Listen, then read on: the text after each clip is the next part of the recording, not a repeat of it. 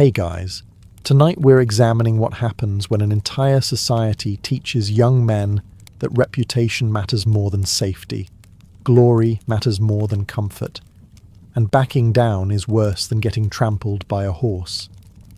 So before you get comfortable, take a moment, like the video and subscribe. But only if you genuinely enjoy what I do here. And let me know in the comments where you're tuning in from and what time it is for you. It's always fascinating to see who's joining us from around the world. Now, dim the lights, maybe turn on a fan for that soft background hum, and let's ease into tonight's journey together. To understand why some medieval knights occasionally behaved like men conducting a long-term experiment to discover the limits of human judgment, we need to start when they were children. The making of a knight did not begin on a battlefield.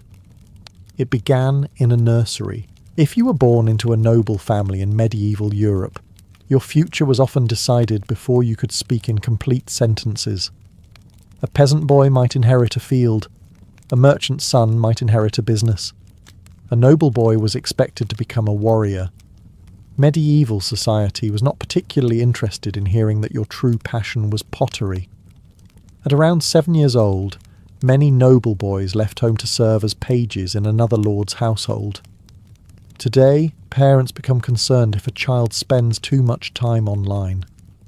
Medieval parents looked at a 7-year-old and thought, "Excellent.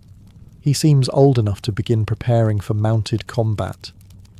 Life as a page involved learning manners, religion, reading, riding horses, hunting, and serving important guests. It sounded civilized enough. Yet hidden beneath every lesson was the same message. Your worth depended largely on your ability to become an effective fighter. Even recreation pushed boys in that direction. Wooden swords were common toys. Mock battles were encouraged. Wrestling was admired. Meanwhile, activities involving caution, patience, and avoiding unnecessary danger received noticeably less attention. Medieval Europe was not accidentally producing knights. It was operating a remarkably efficient knight factory. Stories reinforced the process. Young noble boys grew up hearing tales of legendary warriors who charged into impossible situations and somehow emerged covered in glory instead of regret. King Arthur's knights, Charlemagne's heroes, and famous crusaders filled their imaginations. Nobody sat children down to tell thrilling tales about Sir Geoffrey the reasonably prepared, who carefully assessed the risks and lived to a comfortable old age. By their teenage years, pages became squires. This was where the training intensified. Squires maintained weapons, cared for horses, polished armour, and accompanied knights on military campaigns. Many witnessed violence, executions, raids and battles while still very young. For them, warfare was not an occasional event. It was part of the background scenery. At the same time, they learned that reputation was everything. A knight's honour affected his friendships, political influence, marriage prospects, and family standing. Being called brave could open doors throughout a kingdom. Being called a coward could follow a man for decades, like a particularly aggressive tax collector. The result was predictable. Young men learned that caution earned mockery. Boldness earned admiration. Recklessness sometimes earned songs. And songs were powerful things. Because by the time a young nobleman finally received his spurs and became a knight, he had spent more than a decade absorbing a single lesson. Glory was worth almost any risk, as we'll soon see. Giving thousands of ambitious young men that belief, and then handing them swords, war horses, and social status, produced exactly the kind of results you would expect, only with more chainmail. By the time a young man became a knight, he had already learned that courage was important. What he learned next was considerably more dangerous. He learned that honour was everything. In modern society, if someone insults you online, the recommended response is usually to ignore them, block them, or spend 3 seconds realizing their opinion changes absolutely nothing about your life. A medieval knight would have found this approach deeply confusing. For a knight, honor was not simply a matter of personal pride. It was a form of social currency. It affected business arrangements, political alliances, marriage opportunities, military leadership, and family prestige. Honor could open doors. Losing it could close them just as quickly. This created a world where even small insults could become surprisingly serious. Imagine attending a feast where another nobleman casually questions your bravery. Perhaps he suggests you were late arriving to a battle. Maybe he implies that another knight fought more courageously than you did. Perhaps he merely raises an eyebrow at an inconvenient moment. Today, most people would move on with their evening. A medieval knight might spend the next 6 months planning revenge. The problem was that honor existed largely in the eyes of others. If enough people believed an accusation, it could become reality regardless of whether it was true. This meant knights constantly felt pressure to defend their reputations. And defend them they did. Arguments frequently escalated into duels, feuds, or outright warfare.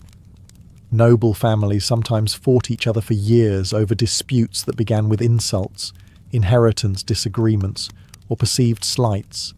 Entire regions could become unstable because two powerful men refused to admit that perhaps everyone involved was being unreasonable. Admitting fault was especially difficult. A knight who backed down risked appearing weak. A knight who escalated the situation could at least claim he was protecting his honor. This created a fascinating system where the most mature solution was often the least attractive option. The culture rewarded bold responses and punished restraint. As a result, many knights developed a habit of treating every challenge as a test of character. A disagreement became a matter of honor. A competition became a matter of honor. Someone looking at you incorrectly somehow became a matter of honor. Before long, honor had become less of a virtue and more of a full-time occupation. And unfortunately, there was one place where knights could demonstrate their honor in front of enormous crowds, gain fame, win prizes, and occasionally get trampled by horses. It was called a tournament, and it turned out to be one of the most effective ways ever invented to convince young noblemen that reckless behavior was an excellent idea.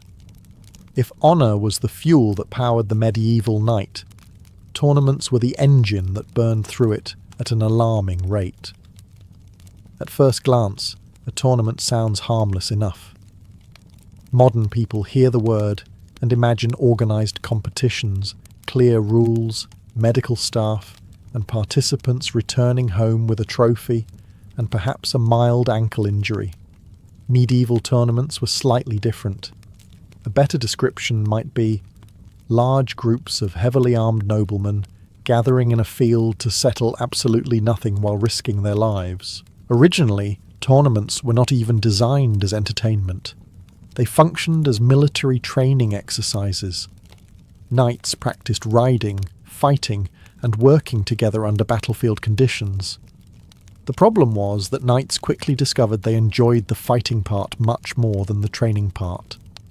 Thousands of spectators often attended these events. Nobles, merchants, peasants, clergy, and travellers gathered to watch the action. Successful knights could gain wealth, fame, and admiration. They could attract powerful allies. They could improve their social standing. Some could even impress potential marriage partners. In other words, tournaments created a perfect environment for showing off, and knights rarely needed encouragement in that department. The most dangerous events were known as melees. Unlike the carefully choreographed jousts often shown in movies, melees involved large groups of knights fighting across open ground. Participants charged each other with lances, swung swords, wrestled opponents from horses, and attempted to capture rivals for ransom. The experience resembled a battle so closely that observers occasionally struggled to identify the difference. Injuries were common. Broken bones, Crushed limbs, concussions, and fatal accidents occurred regularly. Armour provided protection, but it could not completely compensate for the fact that dozens of armoured men were galloping toward each other while carrying weapons. Remarkably, this danger often increased the tournament's appeal. Knights earned prestige by demonstrating bravery. The greater the risk, the greater the potential glory. A cautious knight might survive the day, but he was unlikely to become famous. A reckless knight might become a legend, or a cautionary tale. Sometimes both simultaneously. Certain knights became obsessed with tournament success. They travelled across Europe seeking competitions, chasing victories the way modern athletes chase championships. Some spent enormous fortunes on horses, armour, servants and travel expenses. A few ruined themselves financially while trying to maintain their reputation. Because by now, many knights had developed a dangerous habit. They no longer wanted glory. They needed it. And that hunger for recognition would soon follow them far beyond the tournament field and into every corner of medieval life. By now, our medieval knight had spent years chasing honour and proving himself in tournaments. Unfortunately, there was one problem. The proving never stopped. A knight could win 10 battles, dominate 20 tournaments, and earn praise from kings, yet a single moment of hesitation could still damage his reputation. Medieval society had many admirable qualities, but it was not particularly forgiving when it came to perceived weakness. This created a strange psychological trap.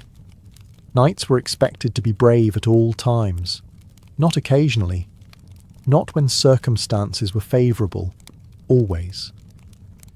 If a dangerous mission appeared, a knight was expected to volunteer. If an enemy challenged him, he was expected to respond. If a battle looked hopeless, he was expected to ride into it anyway. The concept of saying, "This seems unnecessary and potentially fatal," rarely generated applause. Many knights became trapped in a cycle of constant performance. Every public appearance felt like an examination. Every decision was observed by peers who were eager to judge courage, loyalty, and strength. And medieval nobles judged each other constantly. A knight's companions might forgive a military defeat. They might forgive bad luck. What they struggled to forgive was the appearance of fear.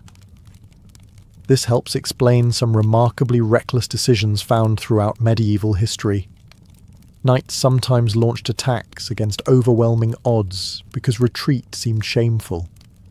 Others accepted duels they had little chance of winning because refusal could damage their standing. Some remained in hopeless battles long after common sense had packed its belongings and left. The pressure became especially intense among younger knights. Older warriors occasionally learned caution through experience. Younger men often had something to prove.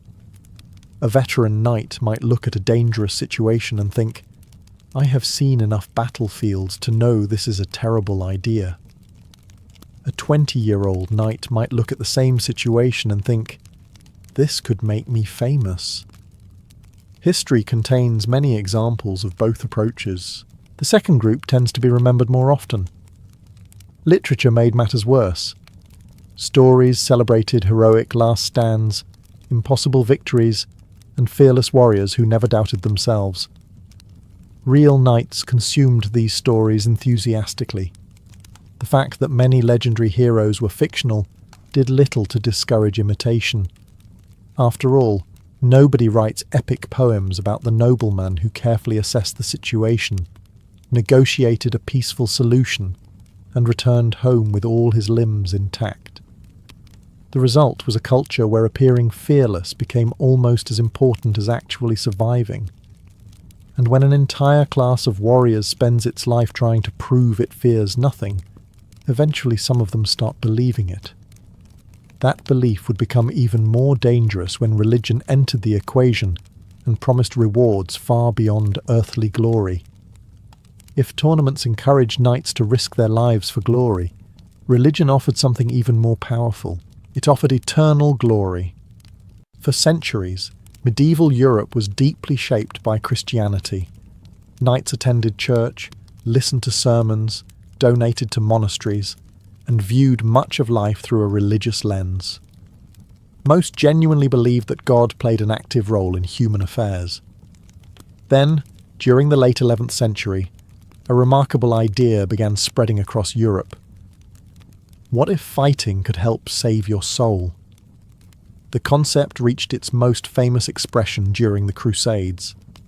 When Pope Urban II called for a military expedition to the Holy Land in 1095, he presented it not merely as a war, but as a sacred duty. For knights, this was a revolutionary development.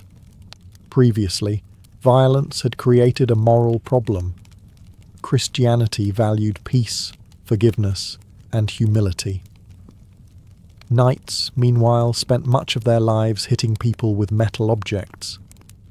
Reconciling these two realities had always been somewhat awkward. The Crusades seemed to solve the issue.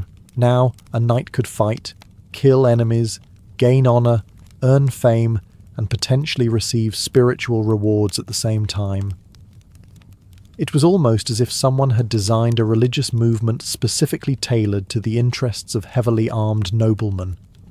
Not surprisingly, many were enthusiastic. Thousands sold land, borrowed money, and left their homes to join crusading armies. Some travelled thousands of miles across unfamiliar territory, enduring disease, hunger, extreme weather, and constant danger. The journey itself could be brutal. Entire groups perished before ever reaching their destination. Yet many continued forward because they believed they were participating in a sacred mission. Religious devotion was certainly part of this motivation, but so was prestige. Crusaders often returned with enhanced reputations. Veterans gained admiration throughout Europe. Their stories attracted attention. Their experiences carried enormous social value. For ambitious knights, the appeal was obvious. A tournament might earn you local fame. A crusade could make you famous across Christendom. Unfortunately, this combination of faith, honour, and warfare sometimes produced extraordinary levels of confidence. Certain crusaders became convinced that divine favour guaranteed success. Others interpreted victories as proof that God approved of their decisions. A few developed expectations that reality would struggle to meet. History repeatedly demonstrated that arrows, disease, thirst, and poor planning were surprisingly indifferent to personal confidence. Yet the belief persisted, and once a knight became convinced that both society and heaven were cheering him forward, caution became even harder to justify.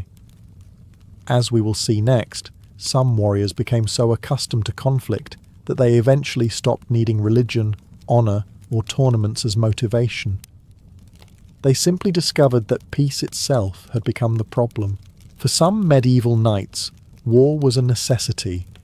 For others, it became a habit. And for a surprising number, it looked suspiciously like a hobby. By the 12th and 13th centuries, Europe contained thousands of trained warriors whose entire identities revolved around fighting. They had spent their childhood learning combat, their teenage years practicing combat, and their adult lives gaining status through combat. Then peace arrived. This created an unexpected problem. A knight without a war was a bit like a fisherman without water or a baker without flour. His skills still existed, but opportunities to use them had suddenly disappeared. Many struggled with this reality. A modern professional athlete might retire and take up golf. A medieval knight often looked around for the nearest conflict. Contemporary writers occasionally complained about this tendency. During peaceful periods, some knights became restless. Raiding, feuding, private warfare, and various forms of armed mischief often increased when there were no major campaigns available. The Church even attempted to address the issue. Movements such as the Peace of God and Truce of God tried to limit violence by restricting when knights could fight and whom they could attack.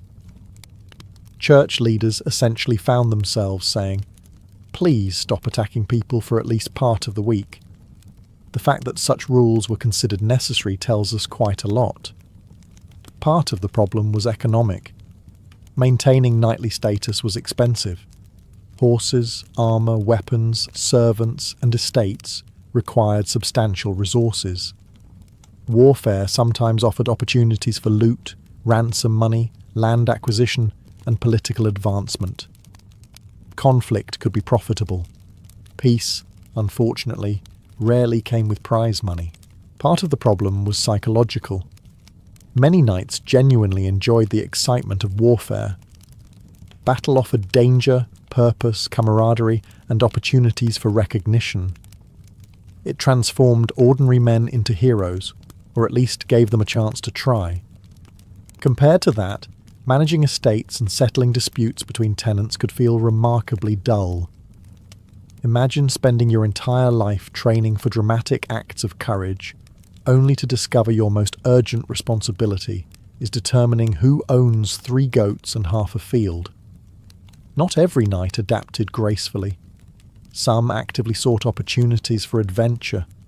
Others joined foreign wars. Many embraced crusades partly because they provided an acceptable outlet for martial ambitions. The result was a warrior class that often viewed peace as an interruption rather than an achievement. And this mindset became particularly dangerous when combined with the endless rivalries of noble society. Because if there was one thing capable of keeping knights occupied during peacetime, it was finding new reasons to hate their neighbours. If medieval knights could not find a war, they were often perfectly capable of creating one, and usually they did not have to travel very far. The nearest enemy was often a neighbouring noble. Modern disputes between neighbours tend to involve fences, parking spaces, or the occasional disagreement about noise.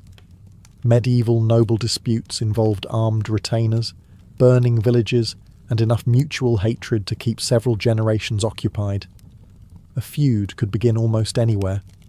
A disputed inheritance, a contested border, a broken marriage agreement, an insult at a banquet, a hunting accident, a debt, or simply 2 powerful men deciding they disliked each other.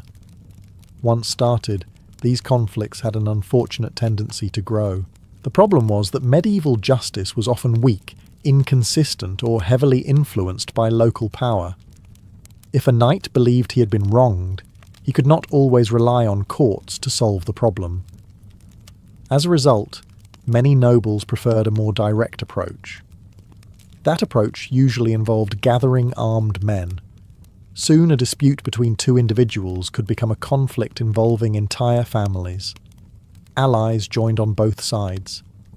Old grievances resurfaced. New grievances were created.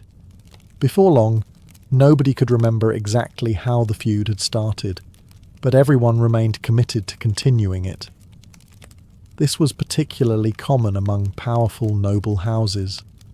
One generation might begin the conflict, the next generation inherited it, then their children inherited it as well. In some cases, people were risking their lives over arguments that had started before they were born. Remarkably, this often seemed completely reasonable to those involved. Honour demanded revenge. Revenge protected reputation. Reputation protected status. And status protected everything else. The logic was circular, but it was extremely popular. Castles played an important role in these disputes. They were not simply homes. They were military strongholds. A knight who felt threatened could retreat behind thick walls, gather supplies, and prepare for a siege. This sometimes turned local disagreements into lengthy military operations. Imagine arguing with your neighbour and responding by locking yourself inside a fortress while armed supporters gather outside. Medieval Europe occasionally operated on this principle. Some knights became so notorious for private warfare that even kings struggled to control them. Monarchs frequently issued orders demanding peace, only to discover that heavily armed nobles were surprisingly selective about which instructions they followed.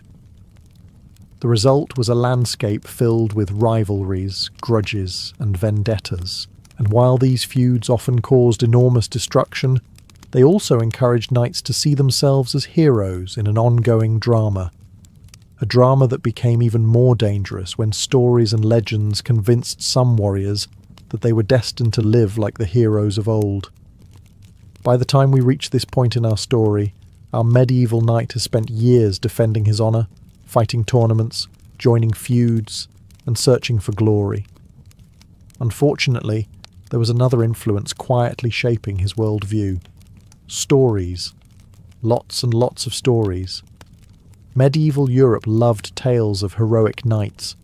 Noble courts were filled with poems, songs, romances, and legends celebrating larger-than-life warriors who performed impossible deeds and never seemed to suffer from ordinary human limitations.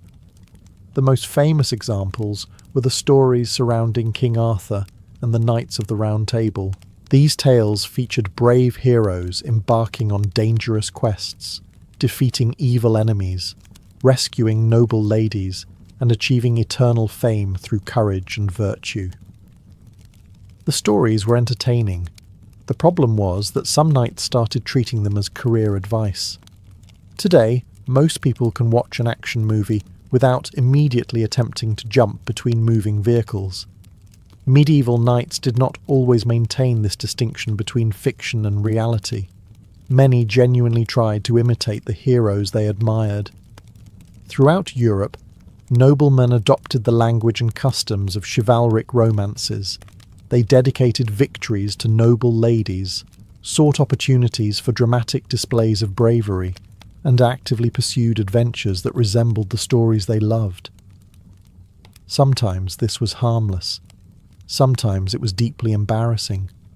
And occasionally, it was dangerous. One famous example occurred during the late Middle Ages, when knights began undertaking elaborate quests simply to prove their courage. Some swore strange public oaths. Others travelled enormous distances looking for worthy opponents. A few deliberately placed themselves in unnecessary danger because they believed heroic deeds would enhance their reputations. To modern observers, this can seem remarkably irrational. Yet from a knight's perspective, it made perfect sense. The heroes in the stories received admiration. The real knights wanted admiration. Therefore, the solution appeared obvious. Become the story. The trouble was that real life lacked many of the conveniences found in heroic romances. Dragons rarely appeared. Wise wizards were difficult to locate. Prophecies were unreliable. And enemies stubbornly refused to behave like supporting characters. Real battles involved mud, disease, exhaustion, and confusion. Real warfare rarely looked as elegant as the poem suggested. Still, the fantasy remained powerful. Many knights viewed themselves not simply as soldiers, but as protagonists in an epic narrative. Every tournament became a test. Every feud became a quest. Every battle became an opportunity for immortality. And when enough people begin believing they are the heroes of a grand story, something interesting happens. They start taking risks that ordinary people would wisely avoid. As we will soon discover, nowhere was this more dangerous than during the Crusades, where some knights carried these dreams of heroism far beyond the borders of Europe, and sometimes far beyond reality itself. The Crusades attracted some of the bravest knights in Europe. They also attracted some of the most optimistic. And optimism, while generally considered a positive quality, can become dangerous when combined with armour, religious certainty, and a horse.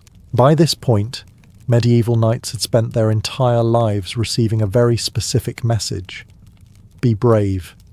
Be honourable. Seek glory. Never back down. And if possible, do all of these things while someone is watching. The predictable result was that some knights developed levels of confidence that modern psychologists would find fascinating. History is filled with examples of warriors who willingly attacked forces several times larger than their own. Sometimes they succeeded and became legends. More often, they became lessons. One of the most famous examples occurred during the 100 Years' War between England and France. French knights were widely regarded as some of the finest warriors in Europe. They possessed excellent armour, powerful horses, noble lineage, and absolute confidence in their own abilities. Unfortunately, confidence occasionally proved less effective than arrows. At battles such as Crécy and Agincourt, heavily armoured French knights repeatedly charged English positions despite difficult terrain, poor visibility, and clear signs that things were not going well. The logic behind these attacks often made sense within knightly culture. Retreat was shameful. Hesitation was shameful. Waiting was suspiciously close to hesitation. Therefore, charging forward appeared to be the honourable option. The fact that hundreds of longbowmen were waiting ahead somehow failed to improve the plan. Again and again, knights chose courage over caution. Sometimes individual acts of bravery were genuinely astonishing. Chroniclers described knights continuing to fight after losing horses, suffering wounds, or becoming surrounded by enemies. Others refused opportunities to withdraw because they believed their reputation demanded they remain. From a modern perspective, this can seem irrational. From a medieval knight's perspective, reputation often outlived the body, and many cared deeply about what would be said about them after death. Stories circulated throughout Europe about warriors who had stood alone against impossible odds. Young knights grew up admiring these legends and naturally wanted their own place in history. The problem was that every generation remembered the rare heroes who survived impossible situations. They tended to forget the considerably larger number who did not. This created a dangerous form of historical optimism. A knight might hear 10 stories about glorious last stands. He rarely heard detailed accounts of the hundreds of men who attempted similar feats and were immediately introduced to reality. History remembers legends. It is less enthusiastic about remembering statistics. Yet, despite all the disasters, defeats, and painful lessons, many knights continued pursuing glory with unwavering determination. Because courage was only part of the equation. Status mattered too, and nowhere was status displayed more extravagantly than in the strange and often ridiculous world of knightly fashion. If you imagine medieval knights as practical soldiers concerned only with warfare, history has some disappointing news. Many of them were obsessed with fashion, not just mildly interested. Obsessed. This may seem surprising for men who regularly risked being hit with axes, but medieval knights cared enormously about appearance. Clothing, armour, horses, banners, and personal symbols all communicated status. And in a society where status meant everything, appearances became serious business. A knight's armour was not merely protection. It was a public statement. The finest armour required extraordinary skill to produce and enormous wealth to purchase. A magnificent suit of armour announced that its owner was powerful, successful, and important. In other words, it served much the same purpose as modern luxury cars, except it was significantly more effective during cavalry charges. Competition quickly followed. Knights decorated helmets with elaborate crests. They wore brightly coloured clothing beneath their armour. Shields displayed family symbols. Horses were covered in expensive fabrics embroidered with heraldic designs. The battlefield occasionally resembled a fashion exhibition that had taken a very unfortunate turn. As wealth increased during the High Middle Ages, noble competition intensified. Some knights began wearing clothing with sleeves so long they became impractical. Others favoured shoes with absurdly extended pointed toes. Certain fashions became so extravagant that authorities occasionally attempted to regulate them through laws. When governments start creating legislation about the length of your shoes, a trend has probably gone further than necessary. Yet the logic behind these displays was simple. Visibility created prestige. Prestige created influence. Influence created opportunities. A knight who looked impressive often received attention before he even spoke. Tournaments amplified this behaviour. These events were not only military competitions, they were social spectacles. Noble families gathered to observe, judge, and compare participants. Every knight wanted to stand out. As a result, many spent fortunes on equipment and appearances. Some borrowed heavily to maintain their image. Others invested extraordinary sums in horses, armour, clothing, and servants. A few nearly bankrupted themselves trying to look successful. The irony was difficult to miss. Knights often claimed to value courage, discipline, and virtue above all else. Yet many simultaneously devoted enormous energy to ensuring everyone admired their outfit. Human nature, it seems, has changed remarkably little. Beneath all the armour, banners, and decoration was a deeper issue. Knights did not simply want respect, they wanted glory. And that desire for personal fame would eventually push some warriors to make decisions so reckless that even their contemporaries questioned whether honour had finally overwhelmed common sense entirely. By the late Middle Ages, many knights were no longer fighting simply for land, money, or duty. They were fighting for something far less practical. They were fighting to be remembered.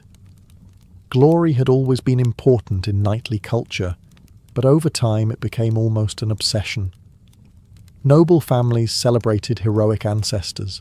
Poets praised famous warriors. Chronicles recorded great deeds. Songs immortalized victories. The message was clear. A man might die. A reputation could live forever. For ambitious knights, this was an extremely attractive idea. After all, medieval life offered no guarantees. Disease, warfare, accidents, and political intrigue could end a life unexpectedly. Fame, however, promised a form of immortality, at least in theory. As a result, many knights became deeply concerned with how future generations would view them. Would they be remembered as brave? Would they be remembered as honourable? Would their names survive long after their deaths? These questions influenced countless decisions. A cautious victory might secure a military objective. A dramatic charge might secure a place in history. Unfortunately, the second option often looked more appealing.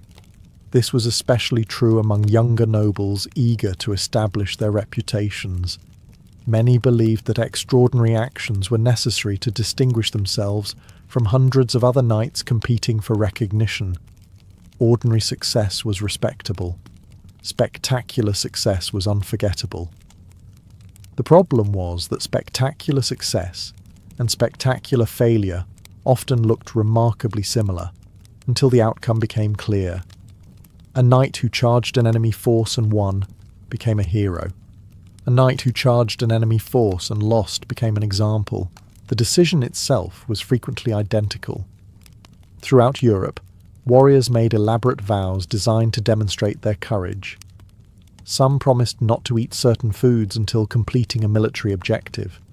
Others swore to undertake dangerous journeys or challenge formidable opponents. These public promises attracted attention. They also made retreat awkward. Once an entire court had heard your dramatic vow, changing your mind became socially complicated. No one wants to stand up and announce that after careful consideration, they have decided to pursue a safer and more sensible course of action. That is not the sort of statement that inspires ballads. The pursuit of glory also encouraged competition. If one knight performed a remarkable feat, Another knight felt pressure to surpass it. Reputation became a contest with no clear finish line. There was always another battle, another challenge, another opportunity to prove oneself, and sometimes, in the desperate pursuit of fame, certain knights crossed a line that even their fellow nobles found difficult to ignore. Because history contains more than a few examples of warriors whose behaviour was considered extreme not only by modern standards, but by medieval ones as well. Up to this point, we've talked about the culture that encouraged knights to behave recklessly. Now it's time to meet some of the individuals who took those ideas and pushed them far beyond what anyone could reasonably call normal. Because while medieval society certainly encouraged extreme behaviour, some knights managed to stand out even among their fellow warriors. And that is not an easy accomplishment when your profession already involves charging people with lances. One famous example was the English knight Sir John Hawkwood. Unlike the idealised heroes of chivalric stories, Hawkwood spent much of his career as a mercenary. He fought across Italy, switched employers when necessary, and built a reputation as one of the most feared military commanders of his age. To many nobles, loyalty was sacred. To Hawkwood, loyalty occasionally appeared negotiable. His success made him wealthy, but it also demonstrated how far reality had drifted from the romantic ideals celebrated in knightly literature. The age of heroic warriors was increasingly becoming the age of professional soldiers. Then there was Sir Gilles de Rais of France. At first, his career looked impressive. He fought alongside Joan of Arc and became one of the most celebrated nobles in France. But over time, his behaviour became increasingly disturbing and erratic. He squandered enormous fortunes, pursued bizarre schemes, and eventually became infamous for crimes so shocking that they horrified even his contemporaries. His downfall remains one of the darkest stories associated with the knightly class. Not every example was quite so grim. Some knights simply possessed astonishing levels of confidence. Consider the numerous nobles who issued dramatic challenges before battles, publicly promising victory against impossible odds. Others travelled across Europe seeking duels and adventures in pursuit of reputation. A few became so obsessed with proving their courage that they seemed incapable of recognising danger. The chroniclers often admired these men. They also occasionally sounded exhausted by them. Again and again, medieval writers describe warriors who ignored advice, rejected caution, and pursued glory regardless of the consequences. Sometimes these men achieved legendary success. Sometimes they created disasters. Often they managed both within the same lifetime. What makes these stories fascinating is that even medieval observers recognized the problem. Contrary to popular belief, people in the Middle Ages were not blind to recklessness. Chroniclers frequently criticized arrogant nobles, mocked foolish decisions, and warned about excessive pride. They understood something that many knights struggled to accept. Courage and recklessness were not the same thing. Unfortunately, drawing that distinction becomes difficult when an entire culture rewards dramatic behaviour. And as Europe moved toward the end of the medieval period, reality was about to deliver a lesson that even the most stubborn knights could not ignore. The battlefield itself was changing. For centuries, knights had dominated European warfare. They were the military elite. They owned the best equipment, rode the finest horses, and occupied the highest positions in society. If a medieval knight had been asked who would control the future of warfare, his answer would almost certainly have been, "People exactly like me." History, however, had other plans. The first warning signs appeared long before the Middle Ages ended. At battles such as Crécy, Poitiers and Agincourt, armies of English longbowmen repeatedly devastated charging French knights. The results were deeply unsettling. For generations, Knights had believed that courage, noble birth, and superior equipment made them nearly unstoppable. Then they discovered that thousands of arrows had not received this information. A peasant archer could now kill a nobleman who had spent decades training for war. This was not how the system was supposed to work, yet the changes continued. Infantry became increasingly important. Professional soldiers became more common. Kings began building larger standing armies that relied less on individual knights and more on discipline, organisation, and logistics. Unfortunately for the knightly class, logistics has always been far less glamorous than heroism. Nobody writes epic poems about supply wagons arriving on schedule. Then came gunpowder. At first, firearms were crude, unreliable, and often as dangerous to the user as the enemy. Many knights viewed them with open contempt. This reaction was understandable. Imagine dedicating your entire life to mastering swordsmanship, horsemanship, and martial skill only to discover that a farmer with a primitive firearm could potentially ruin your day from a considerable distance. It felt unfair, because it was. The old rules were disappearing. The battlefield increasingly rewarded coordination rather than individual bravery. A disciplined formation of infantry could stop a cavalry charge. Cannons could destroy castle walls that had stood for centuries. Firearms gradually reduced the advantages of expensive armour. The knight's world was changing faster than many knights could accept. Some adapted, others did not. Many continued clinging to the ideals of chivalry long after military reality had moved in a different direction. They still sought glory, personal honour, and dramatic displays of courage. The battlefield increasingly responded with mathematics. More arrows, more gunpowder, more disciplined soldiers, less romance. By the 16th century, the age of the knight was fading. The warrior aristocracy that had dominated Europe for hundreds of years was slowly losing its military importance. And perhaps the greatest irony of all was this: the culture that had encouraged knights to act like heroes ultimately collided with a new age that cared far less about heroics and far more about effectiveness. A lesson that brings us to the final question. Were medieval knights actually insane, or were they simply products of an insane system? So, after everything we've explored tonight, we arrive at the final question. Were medieval knights actually insane? The answer is both simpler and more complicated than it first appears. Most knights were not mad. They were not wandering through castles, speaking to invisible dragons, or attempting to joust with furniture. For the most part, they were intelligent people, operating exactly as their society expected them to operate. The real issue was the world that shaped them. Imagine growing up in a culture where your value depends on courage, where your reputation determines your future, where stories celebrate men who take extraordinary risks, where religion can reward warfare, where honour matters more than comfort, where backing down is humiliating, and where glory promises a form of immortality.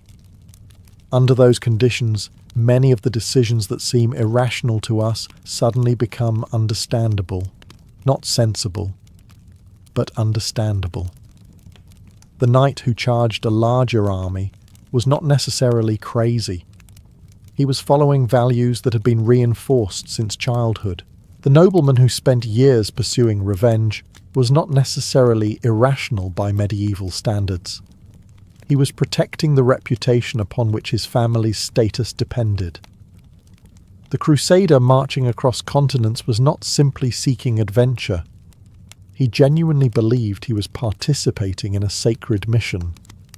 What appears insane from one century often appears perfectly logical from another. And that may be the most important lesson of all, because every society has its own version of common sense. The Romans believed civilization depended on conquering neighbours. The Vikings believed fame was worth almost any risk. The knights believed honor was worth almost any sacrifice.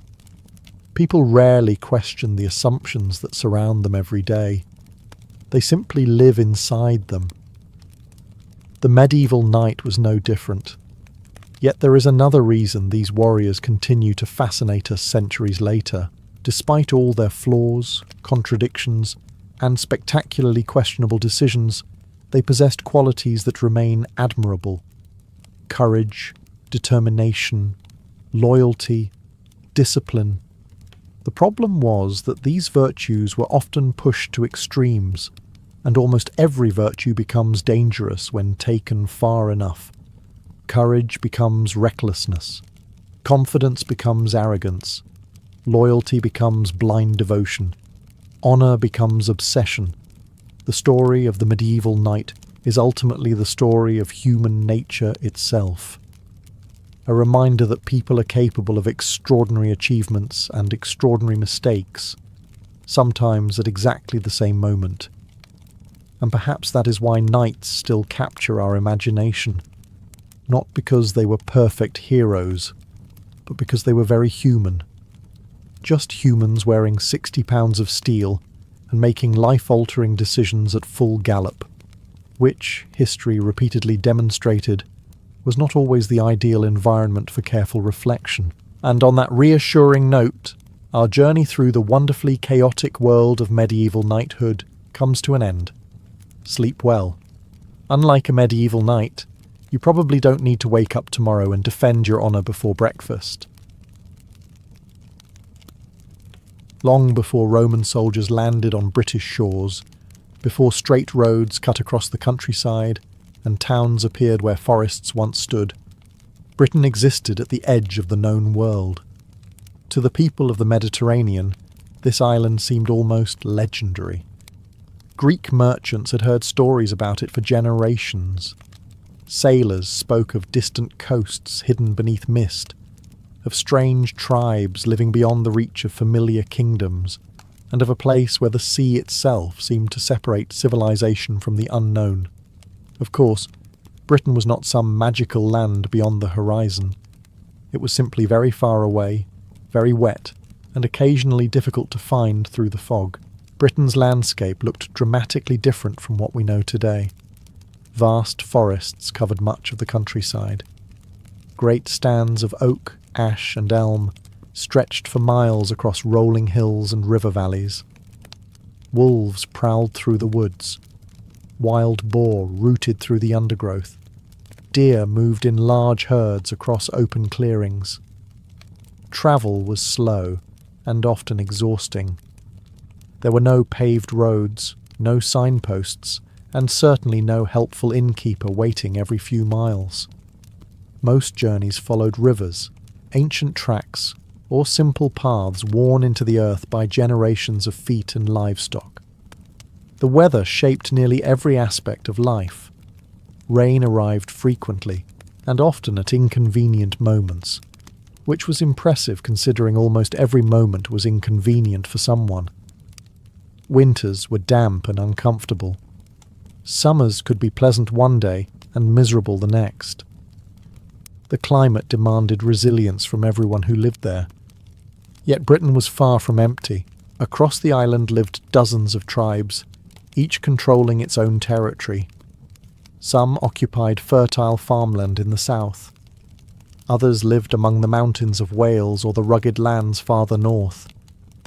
Every tribe had its own leaders, traditions, alliances, and rivalries. They shared similarities in language and culture, but they did not think of themselves as one people. There was no Britain in the political sense. There were only Britons. Small farming communities dotted the countryside. Hill forts crowned high ridges. Traders crossed the sea carrying goods from continental Europe. Farmers worked fields that their families had cultivated for generations. Warriors guarded tribal territories and sought glory in battle. To outsiders, the island seemed distant and mysterious. To those who lived there, it was simply the centre of the world. And for centuries, That world remained beyond the grasp of Rome. But across the Channel, a growing republic was beginning to look northward, and the age of isolation was slowly coming to an end. The Britain that existed before Rome was not a single kingdom, a united nation, or even a collection of friendly neighbours who gathered occasionally to discuss mutual concerns over a pleasant meal. It was a patchwork of tribes. Hundreds of years before Julius Caesar ever heard the name Britain, waves of Celtic-speaking peoples had gradually spread across the island. They did not arrive all at once as a giant migration. Instead, new groups, ideas, technologies and customs flowed into Britain over centuries, blending with the populations already living there. The result was a rich and diverse society that shared many cultural traits while remaining deeply divided. Each tribe controlled its own territory. The Catuvelauni dominated parts of southeastern Britain. The Iceni ruled lands in the east. The Brigantes held large areas farther north. In what is now Wales, several powerful tribes occupied the mountains and valleys. Beyond them lived peoples whom southern Britons often viewed as nearly as foreign as anyone from across the sea. Local identity mattered enormously. A person was not simply a Briton. They belonged to a specific tribe, clan, family, and community. Loyalty flowed first to relatives and local leaders rather than to any broader sense of national unity. If one tribe fought another, nobody was particularly surprised. In fact, many considered it perfectly normal. Peace was often treated as a temporary pause between arguments. Most people lived in small farming settlements scattered across the countryside. Roundhouses built from timber, wattle and thatch formed the centres of these communities. Families worked fields of barley and wheat, raised cattle and sheep, and stored food for the difficult winter months. Life revolved around the seasons. Spring meant planting. Summer brought grazing and maintenance. Autumn required harvesting and preparation. Winter tested whether those preparations had been sufficient. Nature was not interested in excuses. Despite the importance of farming, tribal society was far from simple. Skilled metal workers produced impressive weapons and jewellery. Craftsmen created intricate designs that still amaze archaeologists today. Traders carried goods between regions, connecting distant communities long before formal roads existed. Above ordinary farmers stood nobles, warriors, and powerful families whose influence shaped tribal politics. Prestige came from wealth, military success, and the ability to attract followers. A respected leader might command dozens or even hundreds of warriors. A weak leader could quickly discover that loyalty often disappeared at the same speed as free gifts. These tribes would dominate Britain for centuries. But while they competed with one another, a far larger power was steadily expanding across Europe, drawing ever closer to their shores. As tribal populations grew and rivalries intensified, the landscape of Britain began to change. Across hills and ridges, enormous earthworks appeared. Massive banks of soil rose from the ground. Deep ditches carved through the countryside. Wooden palisades crowned defensive walls. From a distance, these sites looked like fortresses guarding entire regions. These were the hill forts of Iron Age Britain, and they were among the most impressive structures built anywhere in northern Europe before the arrival of Rome. To modern eyes, a hill fort might seem like an obvious military base. Certainly, defence played an important role. A steep hill surrounded by walls was far easier to defend than a village sitting in an open field, waiting politely for attackers to arrive. But hill forts were much more than forts. Many functioned as thriving communities, where hundreds, sometimes even thousands, of people lived and worked. Inside the walls stood roundhouses, storage buildings, workshops, animal enclosures, and gathering spaces. Some hill forts covered dozens of acres, creating bustling centres of tribal life. Imagine approaching one on a busy day. Smoke rises from cooking fires. Blacksmiths hammer glowing iron into tools and weapons. Farmers drive cattle through narrow gates. Traders arrive carrying goods from distant regions. Children run between houses while dogs bark at anything that moves, which in fairness was most things. The walls themselves required extraordinary labour. Without machinery or modern tools, communities dug massive ditches using simple equipment made from wood, iron, and determination. The soil removed from these ditches formed towering embankments. In some cases, multiple rings of defences surrounded the settlement, forcing any attacker to overcome obstacle after obstacle. The construction represented a huge investment of time and manpower. A hill fort was not merely a place to live. It was a statement. It announced the power, wealth, and organisation of the tribe that built it. Yet not every day involved preparing for war. Most residents spent their time on ordinary tasks. Women and men processed grain, cared for livestock, repaired tools, prepared meals, and maintained homes. Daily life remained centred on work, family, and survival. The fort simply provided security and community. It also offered protection during uncertain times. If raiders threatened nearby settlements, people could retreat behind the earthworks. Livestock could be brought inside. Supplies could be protected. The hill fort became a refuge as much as a stronghold. And within these walls, another form of power was taking shape. For behind every great hill fort stood leaders who controlled its warriors, wealth, and people. Their authority would shape the destiny of entire tribes. The hill forts of Britain did not build themselves. Someone had to organise the labour. Someone had to settle disputes over land, direct warriors during conflicts, and convince hundreds of people to cooperate on projects that might take years to complete. That responsibility usually fell to tribal leaders. The Romans would later call many of them kings, though the reality was often more complicated. These rulers were not kings in the later medieval sense. They did not sit on golden thrones issuing commands to obedient subjects. Their power depended heavily on personal reputation, wealth, and the loyalty of their followers.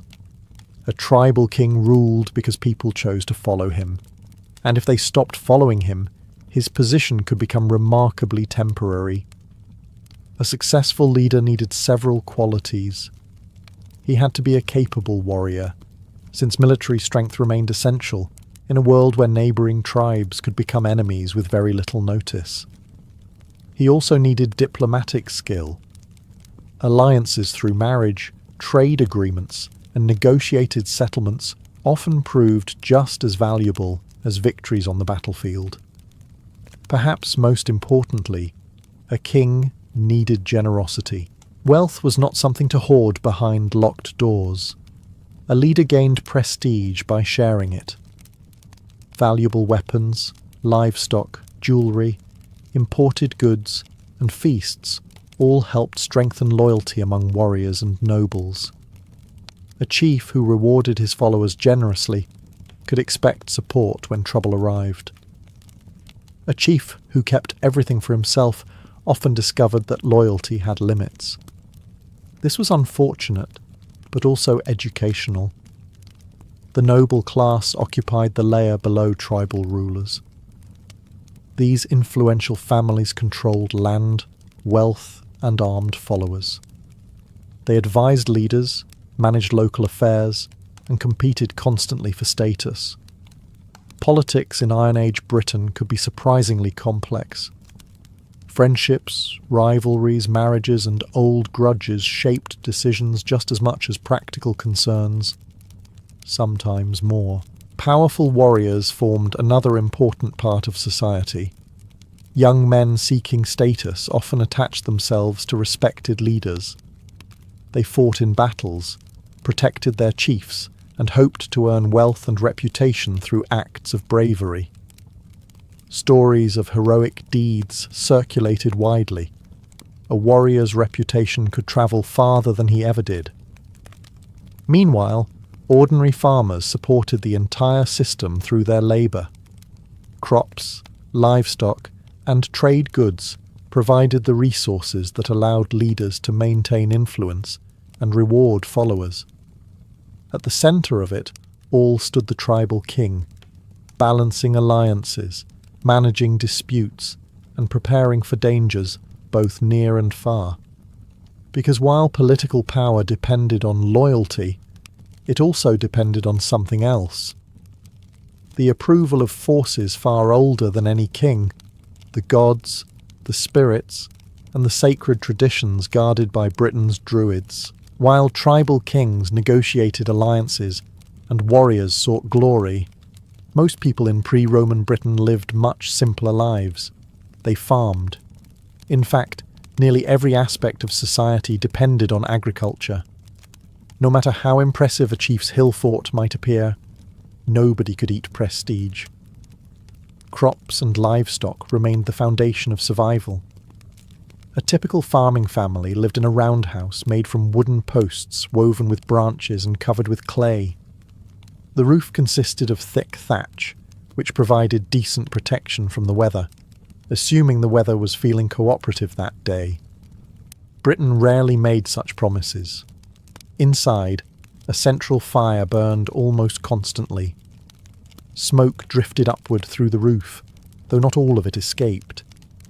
The interior could be dark, smoky, and crowded. Families cooked, ate, worked, and slept within the same structure. Animals might even be sheltered nearby during harsh weather. Privacy was not a major feature of Iron Age architecture. Most days revolved around the seasons. During spring, fields were prepared and planted. Summer required endless maintenance of crops and livestock. Autumn brought the vital harvest. Winter became a test of whether all that hard work had been enough. Failure carried serious consequences. A poor harvest could mean hunger. Consecutive poor harvests could threaten entire communities. Unlike modern supermarkets, ancient Britain offered very limited opportunities to complain to management. Livestock represented wealth as much as food. Cattle held particular importance and often served as a measure of status.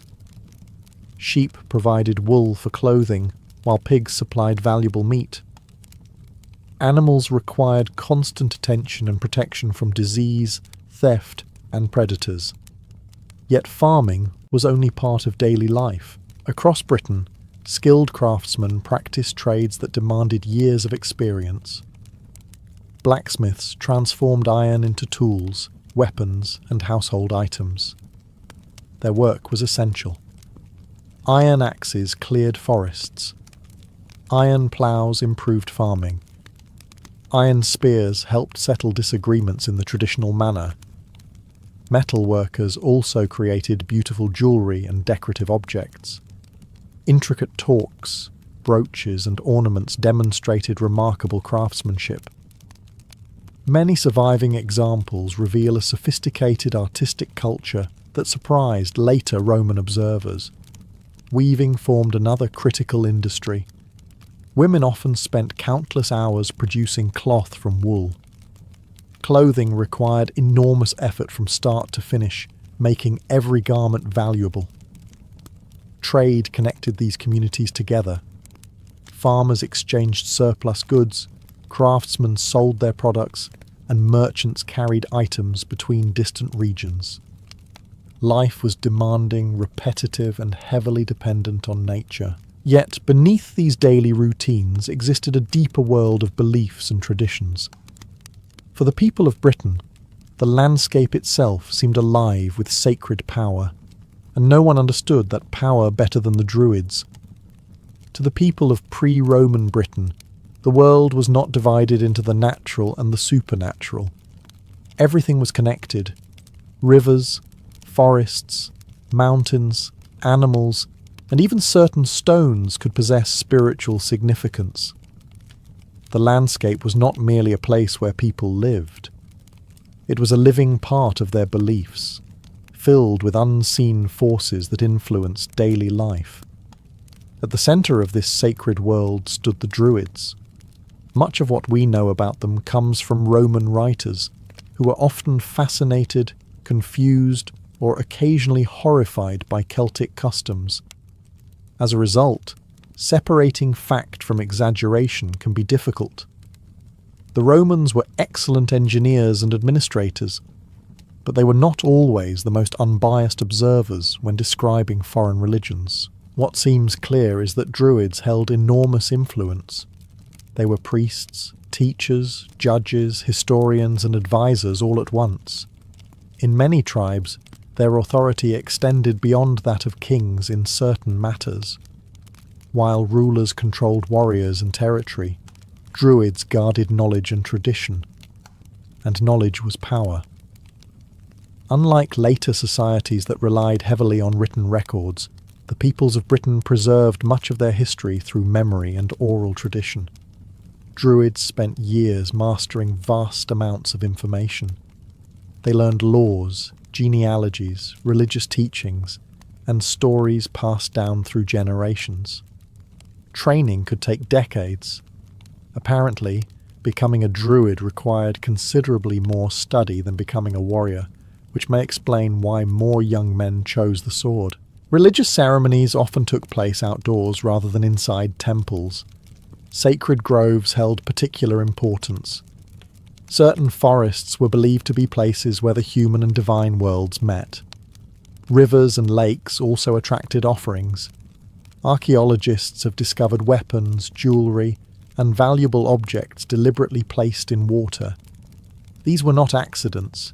Such items were gifts to supernatural powers, surrendered in hopes of gaining favour, protection, or success. The changing seasons shaped religious life as well. Festivals marked important moments in the agricultural year. Communities gathered to celebrate harvests, welcome summer, or prepare for winter. These events combined religion, social gatherings, feasting, and trade into occasions that strengthened tribal identity. People sought guidance from omens, rituals, and traditional beliefs. Before major decisions, leaders often consulted druids for advice. Their approval could lend legitimacy to political actions and military campaigns. In many ways, the druids helped hold society together. But while spiritual traditions united communities, another force was quietly connecting Britain to the wider world. Across the sea, merchants were arriving with foreign goods, new ideas, and news from lands far beyond the horizon. For an island supposedly located at the edge of the known world, pre-Roman Britain was surprisingly well connected. The sea that separated Britain from continental Europe was not a barrier. It was a highway. Long before Roman armies appeared, merchants crossed the channel carrying goods, ideas, and stories between distant communities. Every voyage brought new opportunities, new risks, and occasionally new misunderstandings between people who did not share a language but were equally interested in making a profit. Some things never change. Trade linked Britain to networks stretching across much of Europe. The island possessed resources that foreign merchants wanted, particularly tin. This metal was essential for producing bronze, and Britain contained some of the richest tin deposits in Europe. Cornwall became especially important. Tin mined there could travel hundreds of miles through trading networks, eventually reaching places that most Britons would never see. A piece of metal extracted from a British hillside might pass through dozens of hands before ending up in a workshop near the Mediterranean.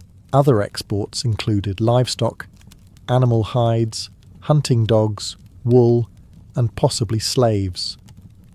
While uncomfortable to discuss today, slavery existed throughout much of the ancient world and formed part of many trading systems.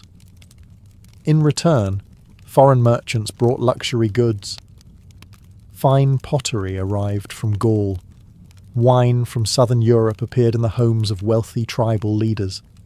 Decorative jewellery, glass beads, and finely crafted metalwork found eager buyers among Britain's elite. Imported goods carried prestige.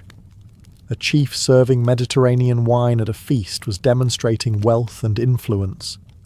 He was showing that he possessed connections extending far beyond neighbouring tribes.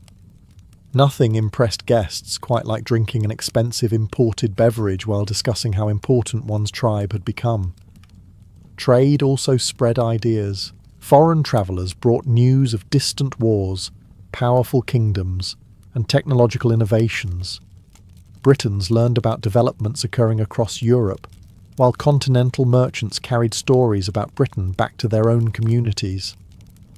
Ports and trading centres gradually became gathering places where different cultures met. Languages mixed, customs were exchanged, alliances formed, occasionally disputes erupted. Human beings have always managed to combine commerce and arguments with remarkable efficiency. As wealth increased, competition intensified. Control of valuable trade routes brought power.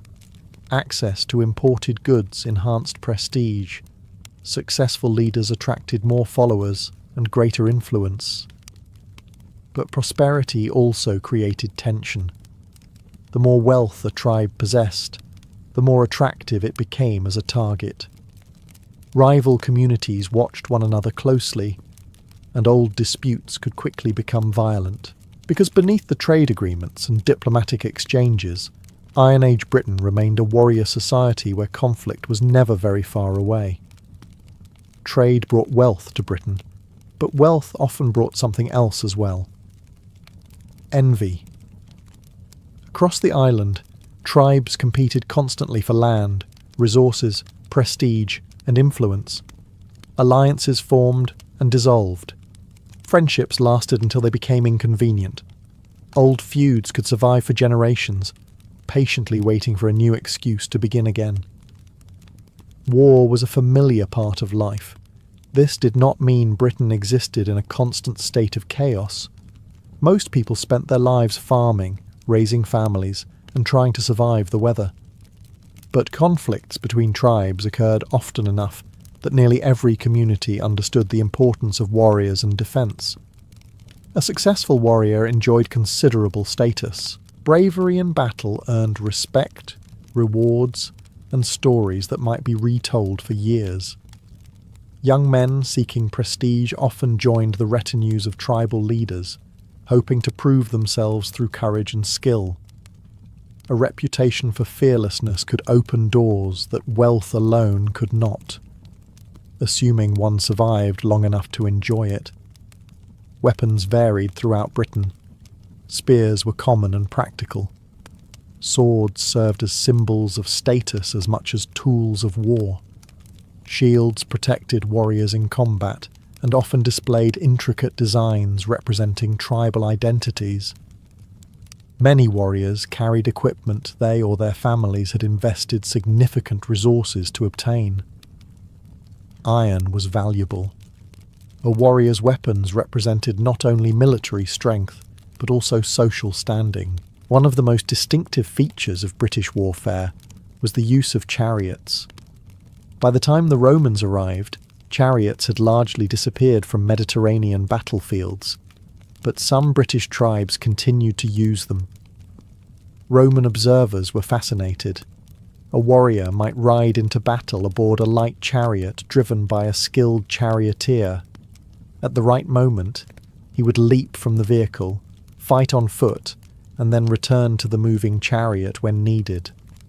To Roman soldiers, encountering this tactic for the first time, it must have seemed both impressive and slightly unreasonable. The British apparently considered it perfectly normal. Most conflicts were not massive battles involving entire nations. Instead, warfare often consisted of raids, ambushes, cattle thefts, and limited engagements between rival groups. Capturing livestock could be as valuable as winning territory. In a farming society, stealing a herd of cattle could cripple an enemy while enriching your own tribe. Yet, as dangerous as neighbouring tribes could be, a far greater threat was emerging across the Channel. The Roman Republic had conquered vast territories throughout Europe. Its armies were growing stronger every year. Soon, Britain would no longer be merely a distant island at the edge of the world. It would become a target. For centuries, the tribes of Britain had lived beyond the reach of the Mediterranean world's greatest powers. Empires rose and fell far to the south. Kings fought wars. Cities grew wealthy. Armies marched across continents. Meanwhile, Britain remained Britain. Its tribes traded with Europe, heard rumours from distant lands, and occasionally welcomed foreign merchants into their ports. Yet for most people, Rome was little more than a name attached to stories carried across the sea. That was beginning to change. By the middle of the 1st century before Christ, the Roman Republic had become the dominant power in Western Europe. Under ambitious generals, Roman armies conquered vast territories. One by one, independent peoples fell beneath Roman rule. Not every Viking warrior became a berserker. In fact, most did not. The men who earned that fearsome reputation occupied a special place within Norse society. They were admired, feared, celebrated, and occasionally avoided by the very people they protected. Stories described them as fighters who seemed to transform in battle, casting aside pain, caution, and sometimes common sense altogether. But long before a warrior entered his first battle frenzy, he was simply a boy growing up in Scandinavia. His childhood would not have looked particularly unusual. He lived on a farm or in a small settlement surrounded by forests, mountains, and cold seas. From an early age, he learned skills necessary for survival. He helped care for animals, gathered firewood, fished, hunted, and worked alongside his family. Life offered little room for laziness. The Scandinavian climate had a remarkable ability to punish poor preparation. Winter arrived every year with the consistency of an unpaid tax collector. Children learned quickly that strength and endurance mattered. Young boys spent countless hours outdoors. They climbed rocky slopes, crossed icy streams, rowed boats, and accompanied older men on hunting expeditions.